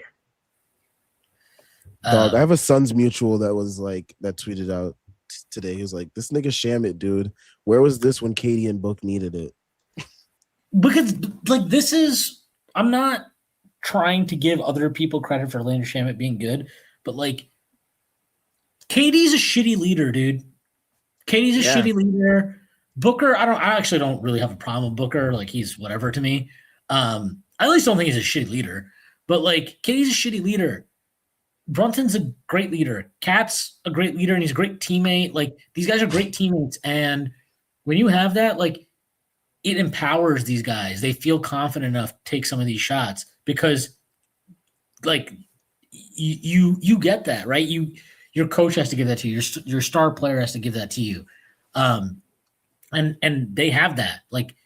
You see that with Shammy, you see that with Deuce, you see that with Alvarado. You see those guys chip in at various points and have the confidence to chip in at various points because when they fuck up, you don't have Jalen Brunson looking at in disgust or logging onto Twitter into a group chat and telling Paul tweets RIP, fucking Jabari Smith Jr. is a fucking moron. That actually does matter. I'm sorry. It actually does matter that your star player doesn't behave like a 10-year-old. Like me. Doesn't log into Discord and is hey, you know what? Fucking I was really mad at Josh Hart tonight. What a fucking idiot he played matter, actually. It's very important to keep the locker room. Fucking KD. What a fucking dumbass loser. Guy who hides in bushes when spotted with women. I'm telling you, Knicks get this title. I'm putting fucking Jalen Brunson in some conversation. I'm putting Karl Anthony Towns in some conversations. Everyone's in conversations. Everyone's going to be in conversations. And all of them will be ranked above Kevin Durant. Mikal Bridges, greater player than Kevin Durant in my estimation. Chris Burner says, Tyrese is in his IRA phase, it seems. Someone check if he's holding a bunch of unopened bottles of liquor in his home. What the fuck? Are you? No. Are you No. Oh, they're all open? Yeah, sure, we'll go with that. I have one bottle of soju and that's it. that I will drink when we win the finals. Soju's good for you. Love me some soju. Yeah. Josh Hart shares his initial thoughts on Game 2. That was a crazy game. It was an all-around team effort. We got to be better in terms of execution. We'll watch film and learn from that. They all sound like fucking robots. They'll sound like this until they win the thing, okay? Yes. And then they'll be like, it's 0-0. This is the greatest lock-in. Yeah. They'll win. They're like, it's 0-0. We haven't won anything. We haven't won a single game next year yet. What? Yeah, Greatest lock-in we've ever seen. Mikhail Bridges will be holding the final trophy, and he'll be going, it's 0-0. It's 0-0. It's 0-0. Okay, also, my quick question is, who creates the fucking Kobe picture? Because my money's on fucking Mo Diawara. I'm not answering this question until after game 3? Okay, cool. Gotcha. DOR is that's a good pick, though. I'm not gonna lie. It's a good bit. I'm telling you. Somebody's going to do it. Clarkson, by the way. Ooh, that's a good pick. How fucking happy is Jeremy Sohan right now? Bro, Jeremy Sohan was my pick for those. But Jeremy Sohan's happy no matter what happens. Yeah, but like he actually they bought him out. He goes to the Knicks. They beat the Spurs, and like everybody else is salty. He still has a place in San Antonio. He still has a place in San Antonio. Like life is good for him. Well, the best thing. What if they're all? Do you think they're all like sleeping over at Jeremy Sohan's place? The young guys are, yeah. I'm pretty sure they're Kolick and Diawara definitely are.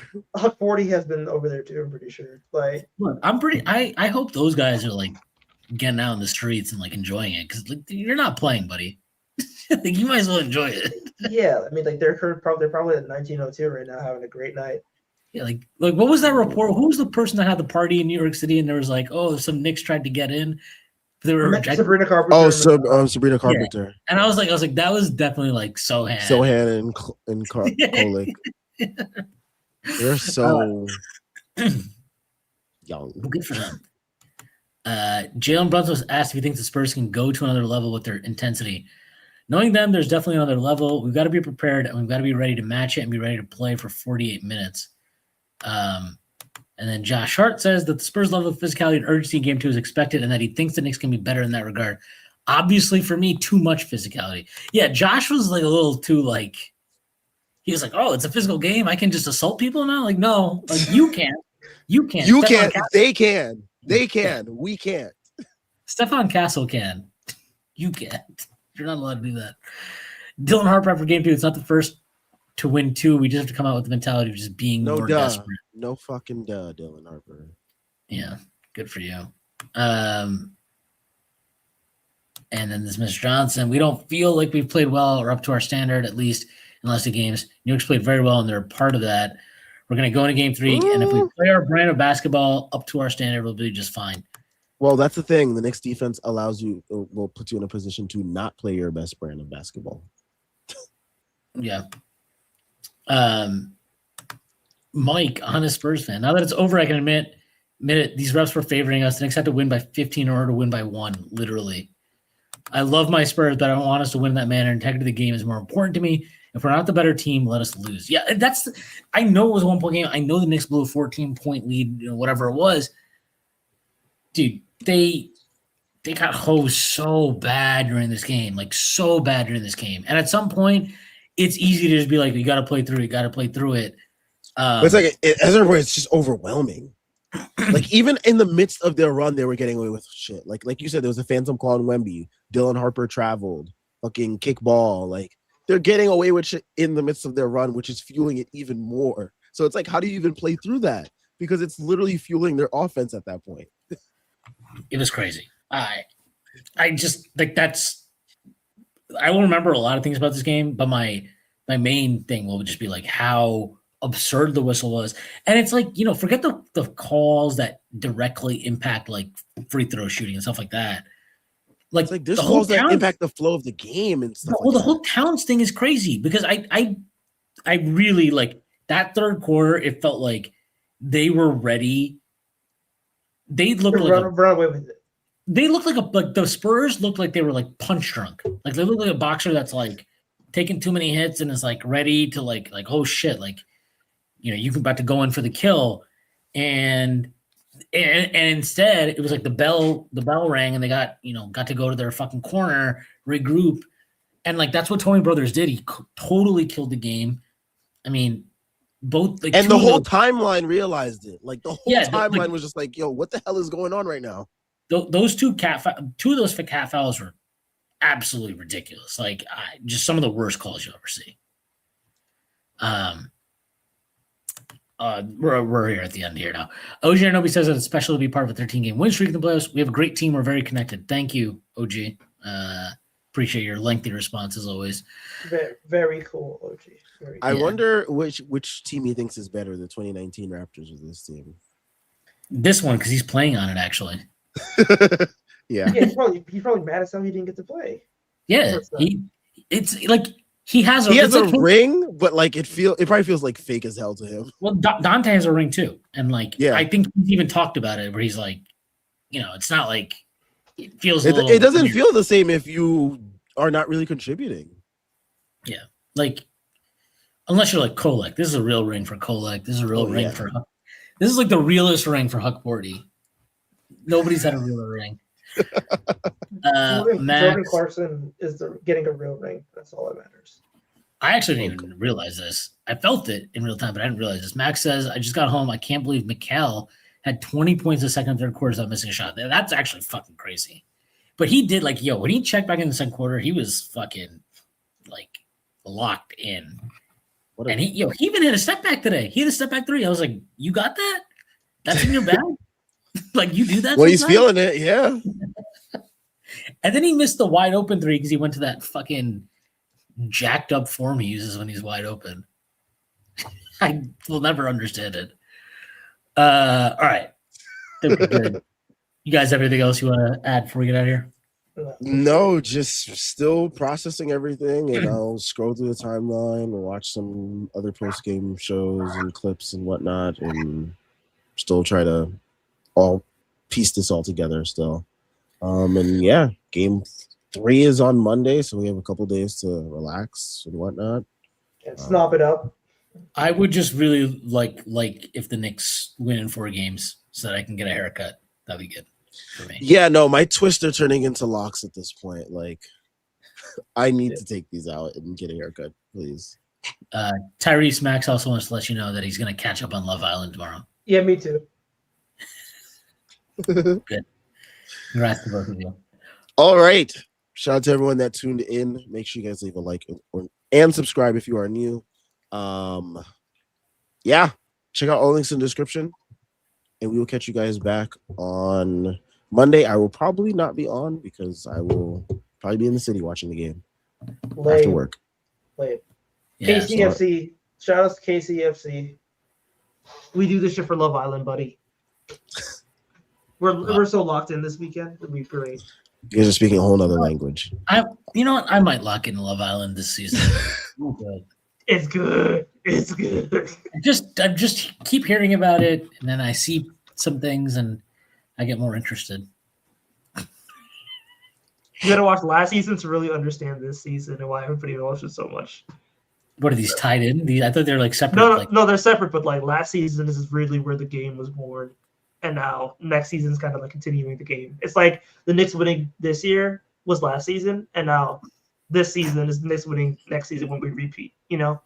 Oh, okay. When you think about it like that, like you open your third eye, it's better. But no, yes, watch Love Island. All right, good TV. For you. All right, there you have it, folks. There's the Love Island endorsement from Tyrese. Shout out to everyone that tuned in. We had over 2,000 across both platforms. Shout out to anyone that's watching, listening. We appreciate you. Shout out to everyone for all the super chats. Again, another night full of super chats. We appreciate everyone that contributes over here. And yeah, we'll be back live on a Monday night. So hopefully the Knicks can be up 3-0. We'll catch you all then. Everyone enjoy the rest of your weekend. Peace.